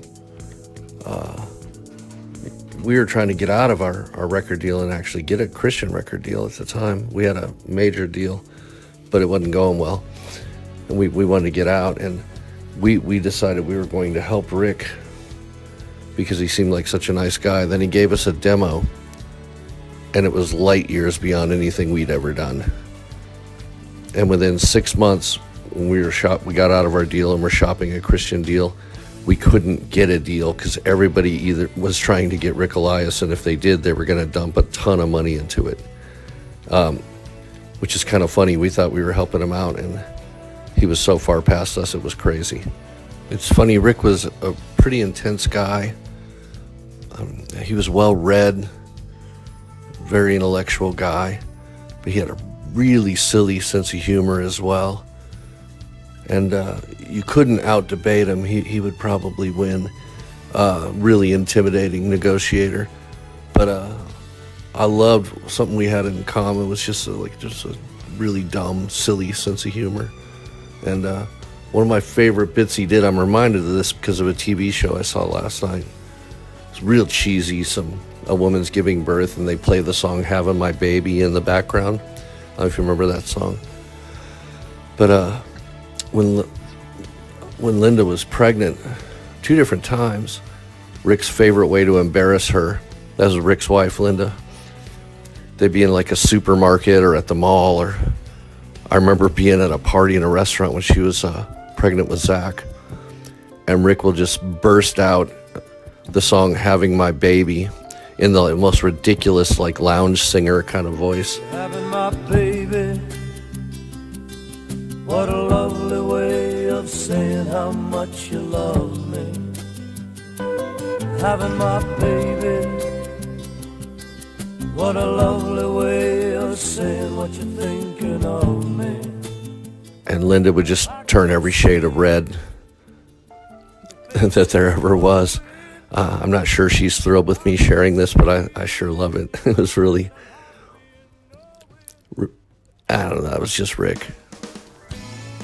There's never been a time since I became a full-time musician that Rick wasn't in my life. When my first real band, Brighton, we were shopping producers, and Rick produced a demo on us. It didn't quite work out. I can't remember why. He was super busy, but we did do a demo together, and wound up John and Dino Elefante wound up producing it because it was tied into their label. So I think it was as much politics as anything else.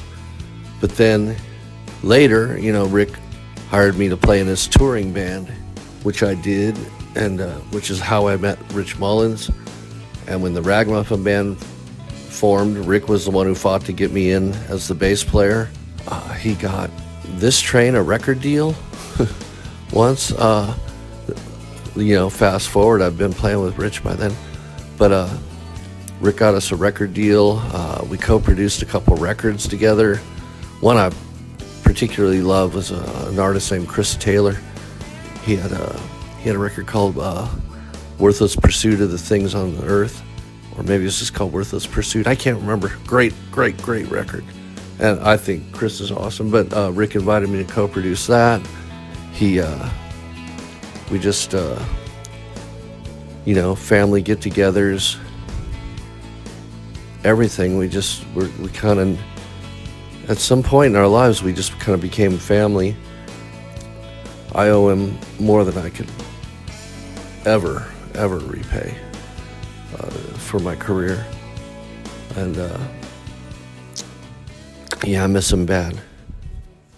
I think every show I ever did with Rich Mullins, he insisted on carving out a little part of the set where we would all leave the stage, and Rick would have to sing Man of No Reputation.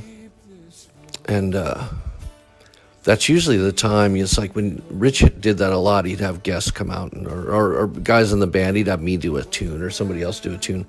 But usually when somebody did a tune, everybody else, you get a 5-minute break. You can go out and get some water or have a smoke or do whatever you're going to do. But I remember I started paying attention at one point that when we do this, Rich never went outside and took a break. If anybody else did something, he would, maybe, But with Rick, every time Rick sang that song, Rich was side stage, and he watched the entire thing, and he almost always cried when he heard him sing that song. And which says a lot. Someone of Rich's stature, he was really in awe of Rick's artistry.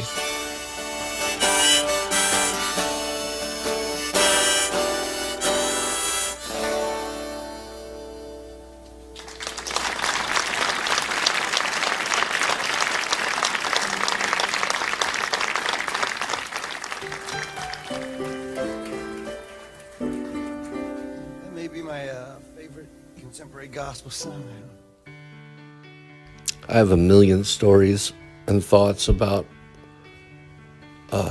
my friend Rick, and just at this point, man, I don't know. I still can't get him out without kind of falling apart. I just don't feel like I'm there yet. Maybe ask me in a year, and I'll be able to choke out some more. But yeah, we lost a great one. And he was just really one in a million. something extra. And the way he was taken from us was really hard to watch.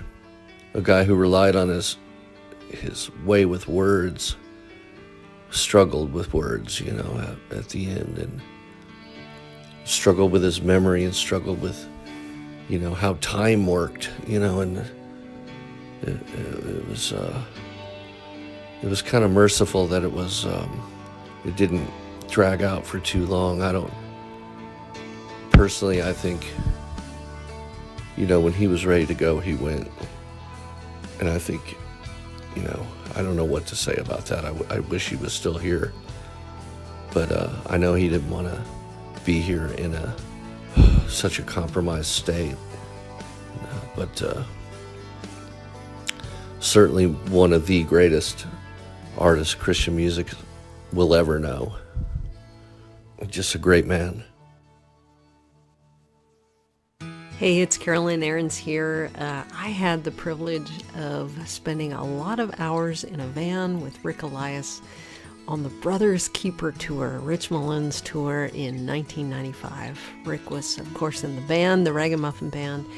And there are three things I really remember from that time. The first, of course, was Rick's just oozed musicality and talent. So I remember that. I remember being quite in awe of that. The second thing is I remember him being really the only person on the tour with any kind of exercise regime. And what he would do is jump rope backstage. I was always so impressed with his discipline in doing that. And the third thing I remember is that I was this young, gullible, wet behind the ears, super keen newbie. And everybody else on the tour were kind of more seasoned pros, a little more used to being there. And Rick had this wry sense of humor and really this way of pulling my leg and, you know, teasing me. The thing that stands out to me the most is I remember us all, the band and everybody, being at dinner one night in a restaurant, and Rick standing up and giving this impassioned speech about how much he hated Australians, and me just being horrified and chagrined, and then him sitting down giving me a huge wink and saying, "I'm kidding. Who hates Australians? They're awesome." So that's what I remember from that tour. And then I remember a couple years later, the next time I ran into Rick, we were playing together in my home country of Canada.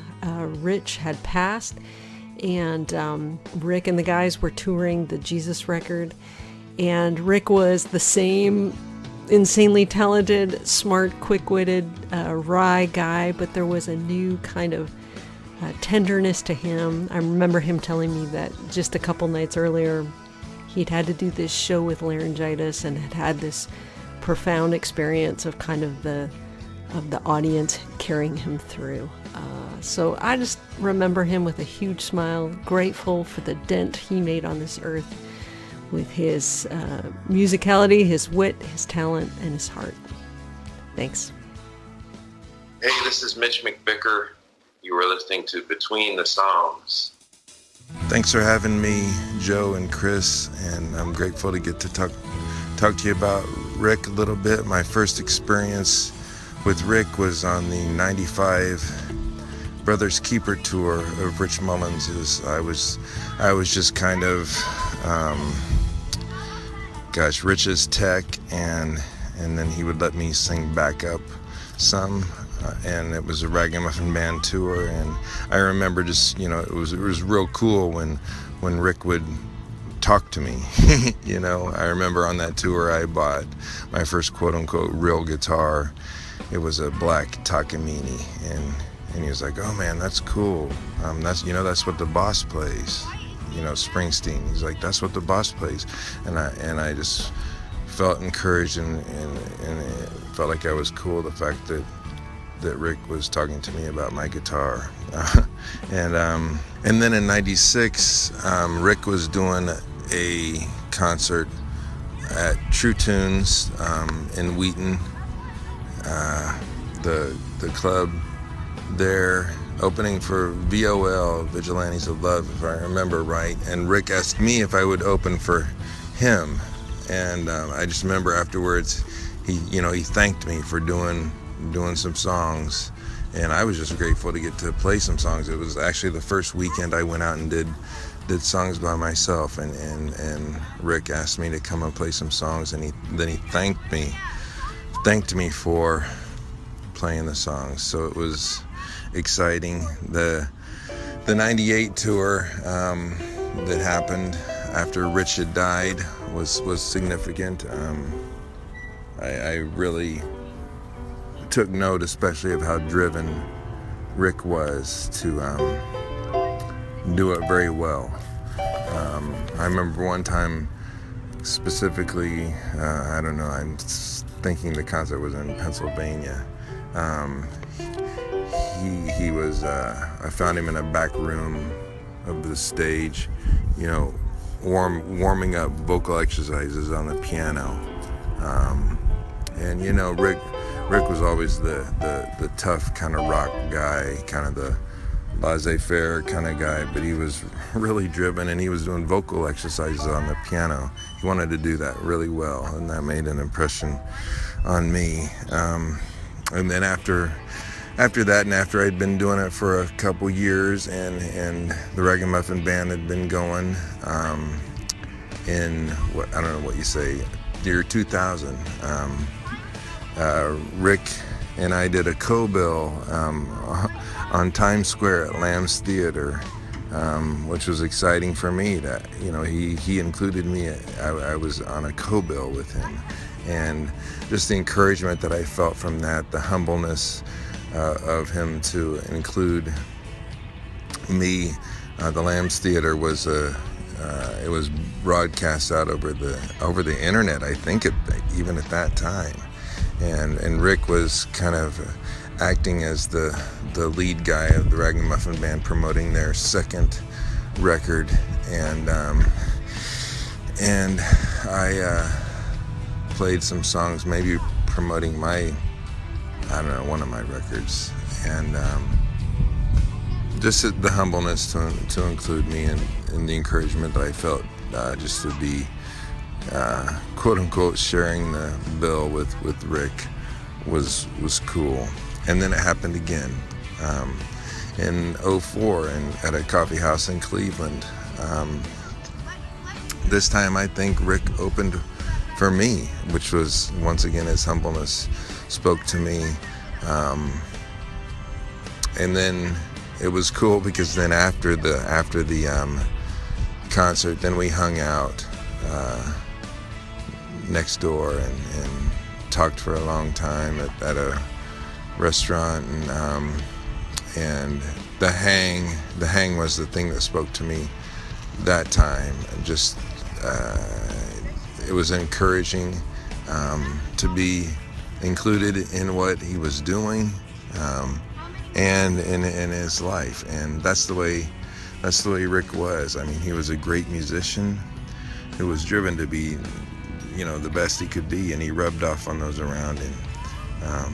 I know that I was grateful to be around Rick and to have been influenced by his musicianship and encouragement. And I can't, I have to mention my second record half of it was recorded at Rick's studio in his basement, produced by Mark and engineered by Jordan.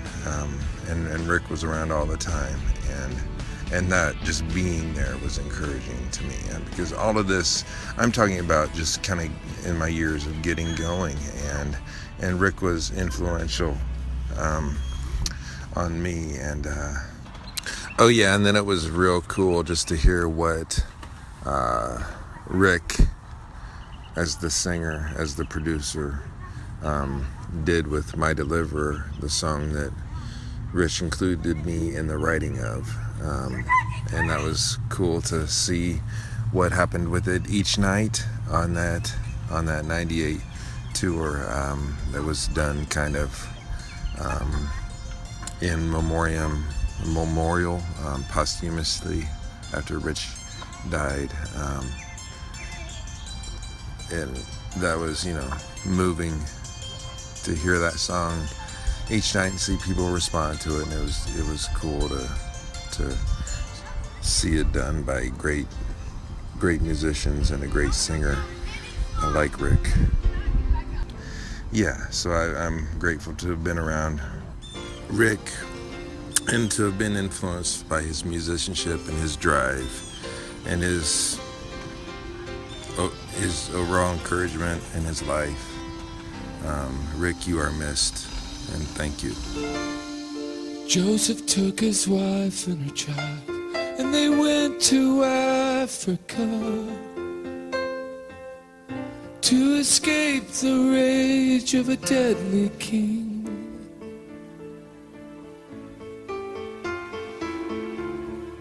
There along the banks of the Nile, Jesus listened to the song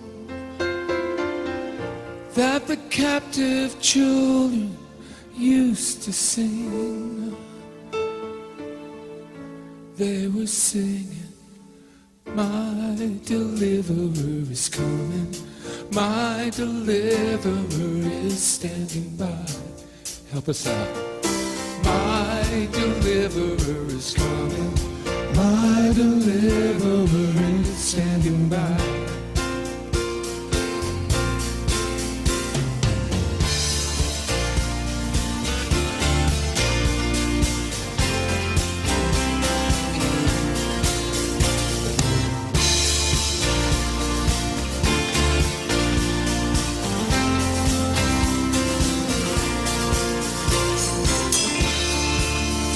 Dry and thirsty land, water from the Kenyan heights pours itself out of Lake Sangra's broken heart.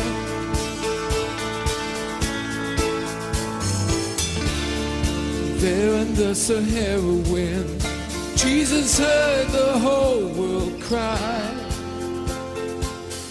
for the healing that would flow from his own scars. Everyone, the world was singing, my deliverer is coming, my deliverer is standing by. My deliverer is coming, my deliverer is standing by. He will never break his promise, he has written it upon the sky. My deliverer is coming, my deliverer is standing by. My deliverer is coming, my deliverer is standing by. My deliverer is coming, my deliverer is standing by. Doubt his promise, though I doubt my heart, I doubt my eyes. My deliverer is coming, my deliverer is standing by. Oh, deliverer is coming, my deliverer is standing by. My deliverer is coming, my deliverer standing by. He will never break his promise, though the stars should break faith with the sky. My deliverer is coming, my deliverer is standing by. My deliverer is coming, my deliverer is standing by. My deliverer is coming, my deliverer is standing by. My deliverer is coming, my deliverer is standing by.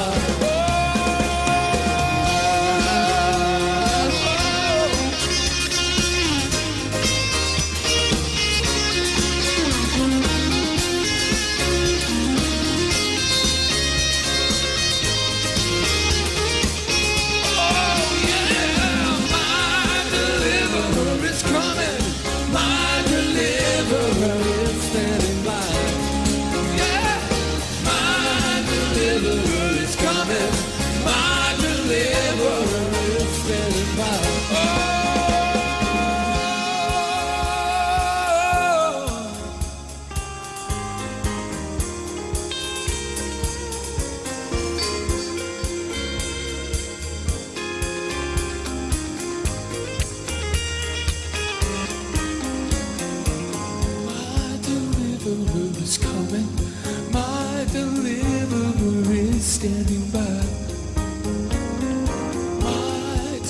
deliverer is coming. My deliverer is standing.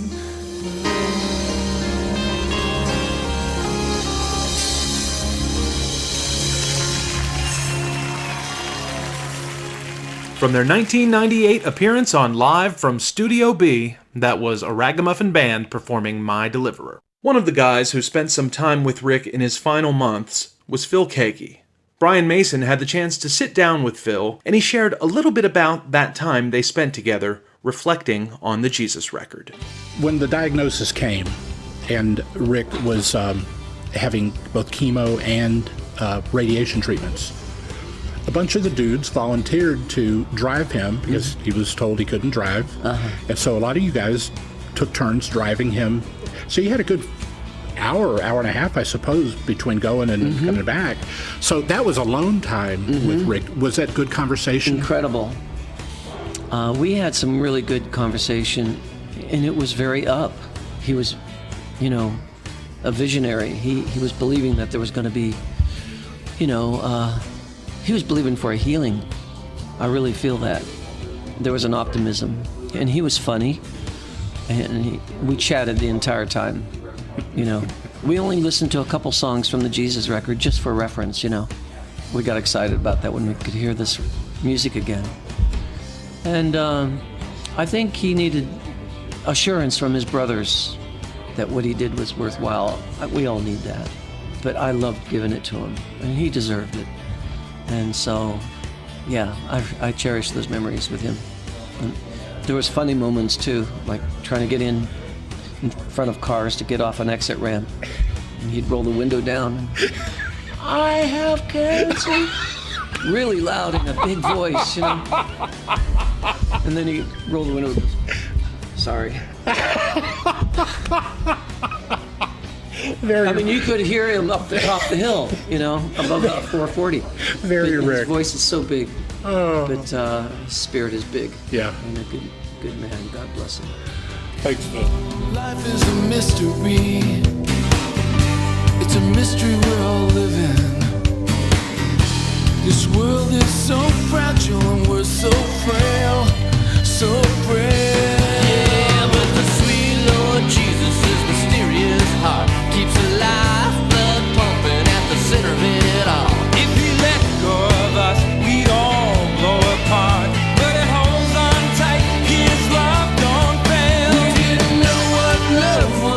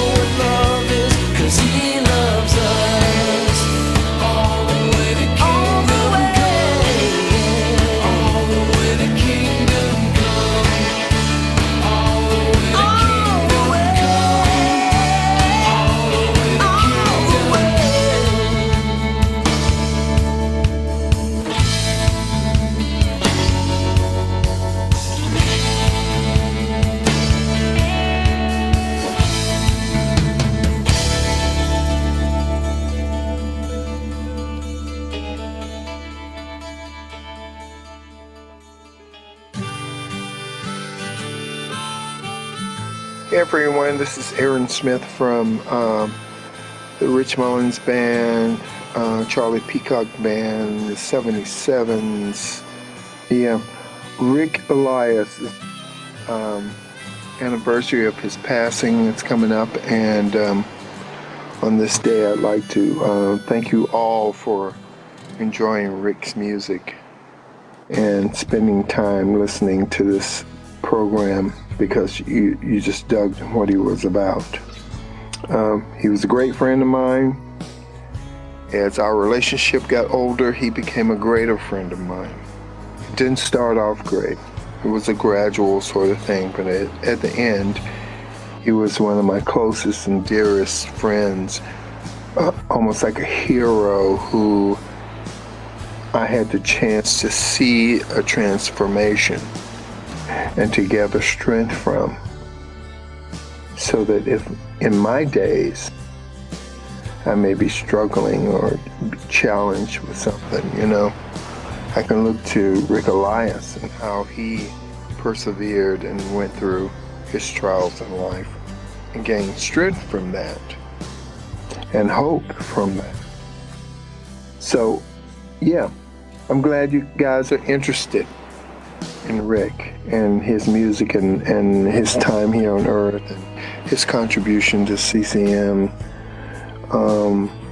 It was well worthwhile. If you have not heard Job, his last record, Job, you need to get it. Seriously, you need to get it. It's probably his best work ever. Okay. Peace out. Thank you, Joe Cook, for having me on. Love you guys. God reigns.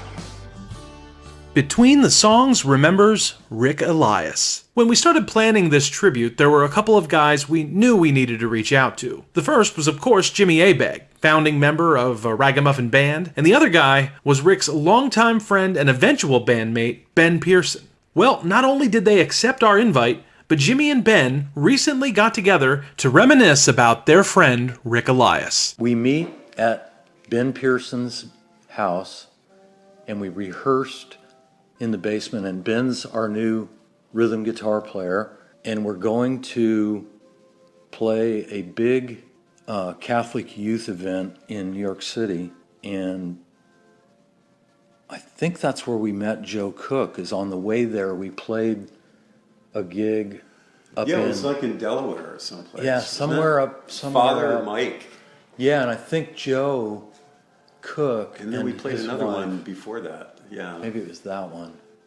Yeah. So we played a little tree of gigs on the way up and maybe nothing on the way back.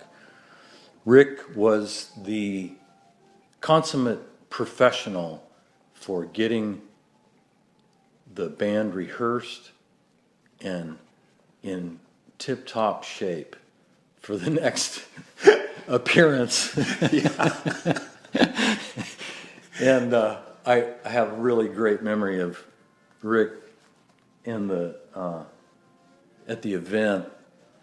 We couldn't quite get the monitors to work right, and over time you get this kind of built-in sense of if it's not working right, oh well. Yeah.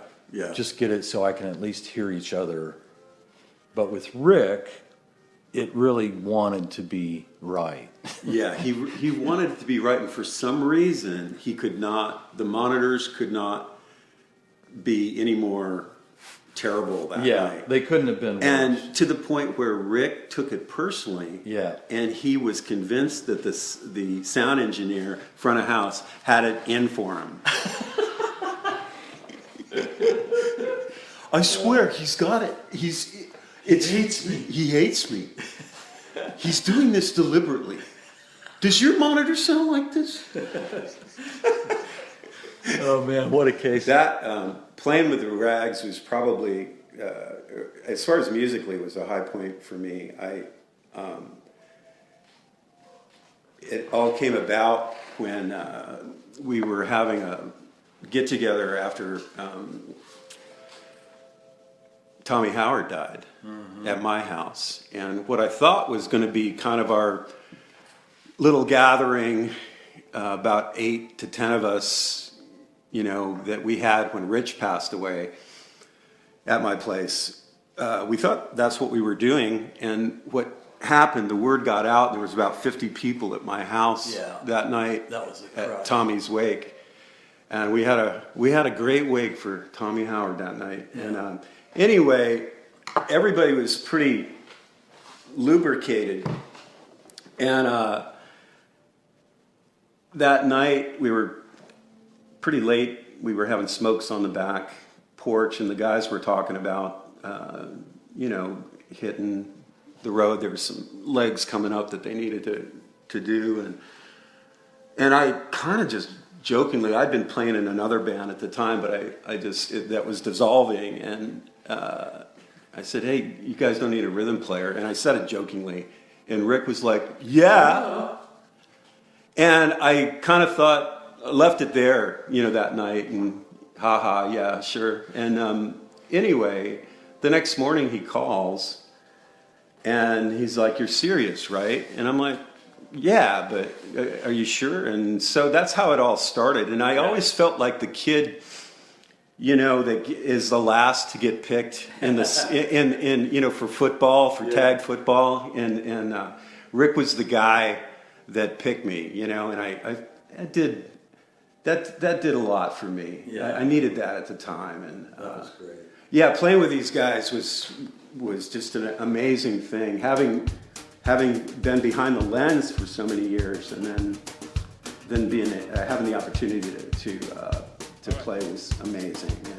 He's got Benny has so many photos of the band over the years. I mean, if I would love to see some of them sometime. You forget, he was basically, he chronicled the band from early on, and it's so great to have him playing with us now. Yeah. Because we can put him to work taking pictures again, too. Plus he's got a van. Yeah. And he's got a van. Hey, look, Ben, I'm getting in the van. Hey, Ben, I'm going to get out of the van. I want a picture of this. And like Jimmy said, I mean, Rick was just, he was like the consummate pro, guys, can we just be a little more professional here? Yeah. So, it was a beautiful thing to be around. Yeah. And I think one thing that the biggest thing that caught me by surprise was the day that I get this call from Rick, and he's like, "Hey, Benny, hey, I need you to, any chance you could come by, and I need to talk to you." And I went by that night, and of course he said that he had been diagnosed, with cancer, and we talked, way into the night, into the early morning, and it was just an amazing thing to be with somebody who had just heard, just found out that they had, cancer. And anyway, we agreed I'd come back the next night or a couple more, nights after that. But I think it was the next night, actually. I went back out, and he said, "Well, I've thought a lot about, what we were talking about last night." And he said, I want you to know that I know I need to make amends. Mm. And I got a list. Mm. And he just said, I just wanted you to know that I'm going to start working on this list. And it's like, holy shit, man. I'm just like, this is incredible. Super and he did have a list. And he started going through that list, making amends with people. And it just blew my mind. It's like it was, very cinematic in nature. I mean, it was epic. As far as this guy aggressively going after making things right with people. Unbelievable. And that's, that's the big part of it for me, that the big takeaway for me was, seeing that transformation, of desire to make things, to be at peace with everybody that, he felt that he was at odds with, and he did it. And it was beautiful to behold. Shocking, really.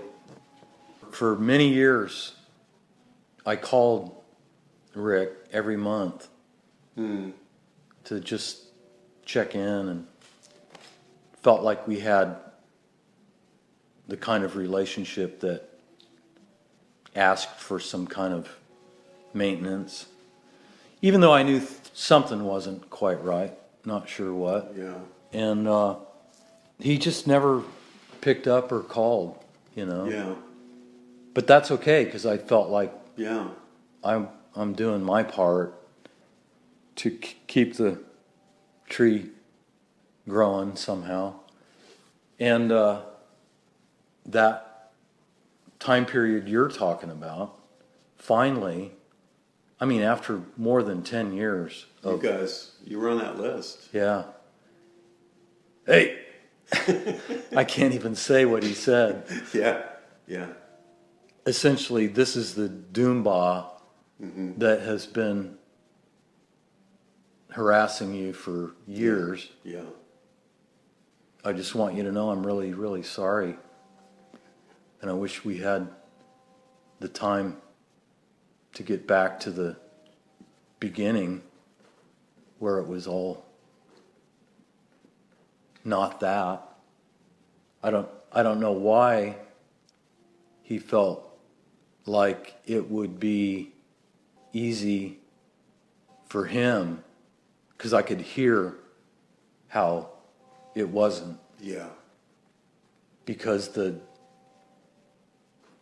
other Rick still kind of owns the joint. Yeah, yeah. And yet that willful desire to redeem, and our relationship wasn't that broken. No. It was just sort of dented. Yeah, yeah. And unlike a mutual Making friend of of the ours. Jesus record and the whole aftermath of Yeah. after Mullins passed away. Yeah, I mean, those we were had- rough years. Those man. were hard to carry, and he was- took it personally. Yeah. And he felt like he was a horrible imposter, Mm-hmm. and he lived in shame for all sorts of unknown reasons. But that side of him drew lines.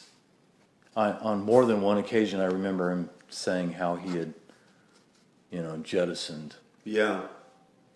So-and-so. or whatever. And, Yeah. and one of our mutual friends was one of the early Jettisons. Mm-hmm. And to watch that relationship come back and bloom. Shocking. It is the emblematic result of redemptive grace. Yeah. And the power of forgiveness. Yeah. In the world. Seeing that play out in reality. And the main actor in the play. Yeah. There were no supporting actors or actresses. Right, yeah. It was a whirlwind that was unbelievably paradoxical because of the star of the show was Rick Elias. Yeah. Oh my gosh. The irony to me is just certain. It's the way, it's Christ-like. Yeah, yeah. It's like, what? He's walking on water? Yeah. You know what I mean? It's so miraculous. Yeah. This person who is being repossessed by this capacity for love. Yeah, and having care. just done the Job album. Yeah, all those years culminating in the Job. He does that project, the Job project, and then this happens. Oh my gosh! And it's like you hear about it from the pulpit all your life, and you rarely see it. You don't get to see it. Yeah, yeah. Yeah, I see shit more now that I'm blind. Yeah. And that tells you something. It's Sure. that truth is in the atmosphere. Hey, this is Phil Madeira. Rick Elias. Wow, what a can of worms. Rick was really a unique guy. I met him probably in around 1989. Hit it off. Found him and Linda extremely likable. And over the years, we drifted in and out of each other's lives until 1994 when we toured with Rich Mullins and the Ragamuffin Band. It was Jimmy Abegg, actually, who encouraged Rich to hire me as the utility guy that I am, playing organ and guitar and accordion. In fact, as a side note, that is when I started playing accordion, which is the instrument that got me my gig with Emmylou Harris. Rick and I often found ourselves in conflict, and there was a sense of, as my career moved further and further away from Christian music, Rick's moment in the sun with That Thing You Do seemed to be the only escape from CCM that he was going to have. And he wound up touring with the Rags and obviously producing the Jesus record and all that. I'm all over that record. He hired me to play a lot of instruments on there, which was fun. But we didn't really see a whole lot of each other, and I think as I joined Emmylou and had steady work doing that, which I still thankfully have, I think that was a bone of contention for Rick. We went for about 7 or 8 years where we just had no contact. In fact, I ran into him one day at an Indian restaurant and went over, said hello to him, and he really was not interested in saying hi. And if you know Rick, you know that dark side of him. And I didn't care, you know, because I've got my own demons as well. And one of those is to say, hey, fine, be that way. But when Rick found out he was dying, he reached out to me. And he told me that he had about 50 people that he needed to make peace with. And I was on the top of his list. Or maybe it was the bottom, I'm not sure. And from that point on, we spent a lot of time together for the last 6 or 8 months of his life. When you're dying, I guess you can hang on to the things that you're angry about, or you can make them right. And I'm grateful that Rick decided to make things right. From that point on, I would frequently see Rick. I went over at least once a week and hung out in his backyard. Sometimes just the two of us, sometimes Jimmy A. or Aaron Smith or Mike Rodofsky. And that was when Rick's heart really shined. You know, he was angry that he had cancer, and he could go on a rant about this, that, or the other, which was classic Rick. I mean, he ranted like no one else. He finally asked me if I would be the band leader for this concert he wanted to do of the Jesus record. And it was interesting because Rick liked being in control, but at this point in his life he realized that there was very little that he could control. And so I said, sure. And that really created a bond between us. His trusting me with what he thought was his life's work, doing that record, and gathering the Ragamuffins together, but also a couple of ringers, Kenny Greenberg and Matt Slocum. So he just dumped that in my lap, and that brought us together. And, you know, we all have people that we have fallen out with, or most of us do. And I think most of us have that expectation of, well, it'll be repaired in the next life. But I am so glad that I can say that Rick and I went out strong. I have good memories of Rick.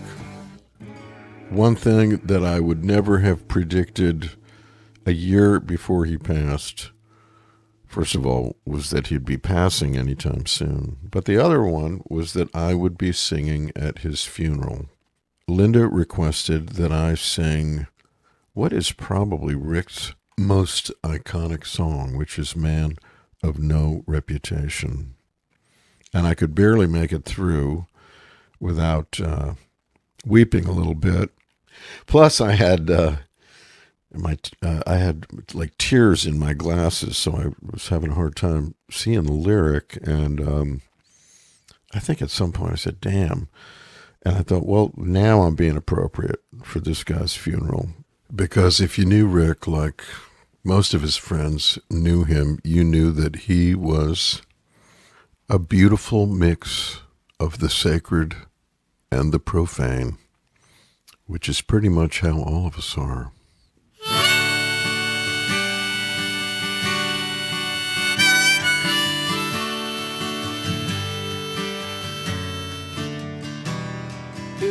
said this man was of no reputation, yet he could stop a rising storm with a gesture of his hand. But he chose to use his hands to heal hearts of darkness, hearts of stone, just like mine, would be revealed. He was a man of no reputation, and by the wise considered a fool when he spoke about faith and forgiveness in a time when the strongest storms rule. But this man of no reputation loved the weak with relentless affection, and he loved all those poor in spirit just as they were. He was a man of no reputation.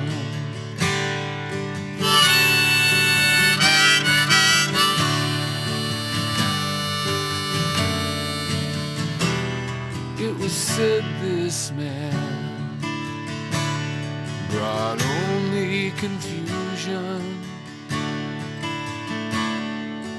that he'd achieve his ends by any means, and the truth would bring revolution, and for once they were right. The truth set us free. The hearts of the captive were his only concern, and the powerful knew, yeah, they knew the days were ending. He was a man of no reputation, and by the wise considered a fool when he spoke about faith and forgiveness in a time when the strongest storms rule. But this man of no reputation loved the weak with relentless affection, and he loved all those poor in spirit just as they were. He was a man of no reputation.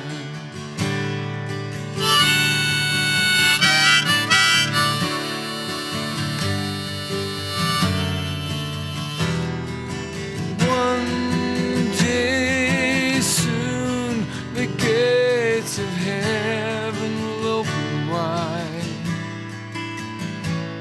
and the Prince of Peace will come back for his bride. But for now we live on these streets, forbidding and tough,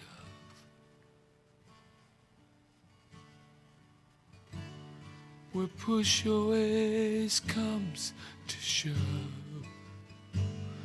and it's said love's never enough, where a prophet in rags gives hope to a fearful world. No injustice, no heart of darkness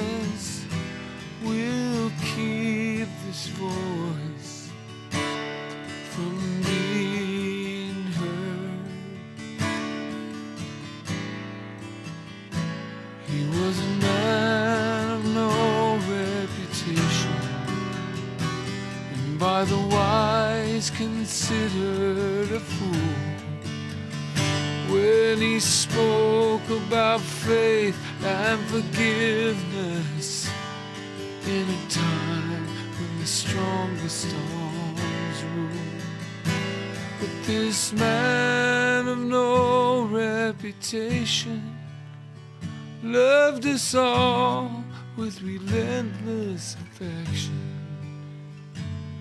and he loves all us poor in spirit.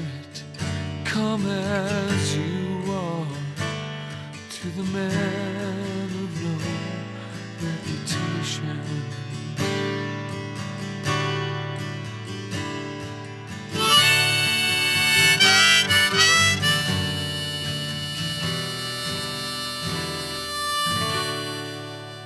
For the past 2.5 hours, you've been listening to Between the Songs as we remembered Rick Elias. Our thanks to everyone who contributed to this episode. For me personally, it has been so awesome and encouraging just how so many of Rick's friends never even hesitated when we asked them to be a part of this. And let me tell you, your encouragement helped me through a lot of work putting this together over the past month. It's our sincere hope that this tribute will touch those who loved Rick most, his fans, his friends, and his family. Just a reminder that this is only the beginning. In the coming months, Chris Marchand and I will be doing a deep dive into Rick's music, and we hope you'll tune back in as we go on that journey. In the meantime, I'm Joe Cook. Thank you so much for listening, and thank you, Rick Elias. You are greatly missed.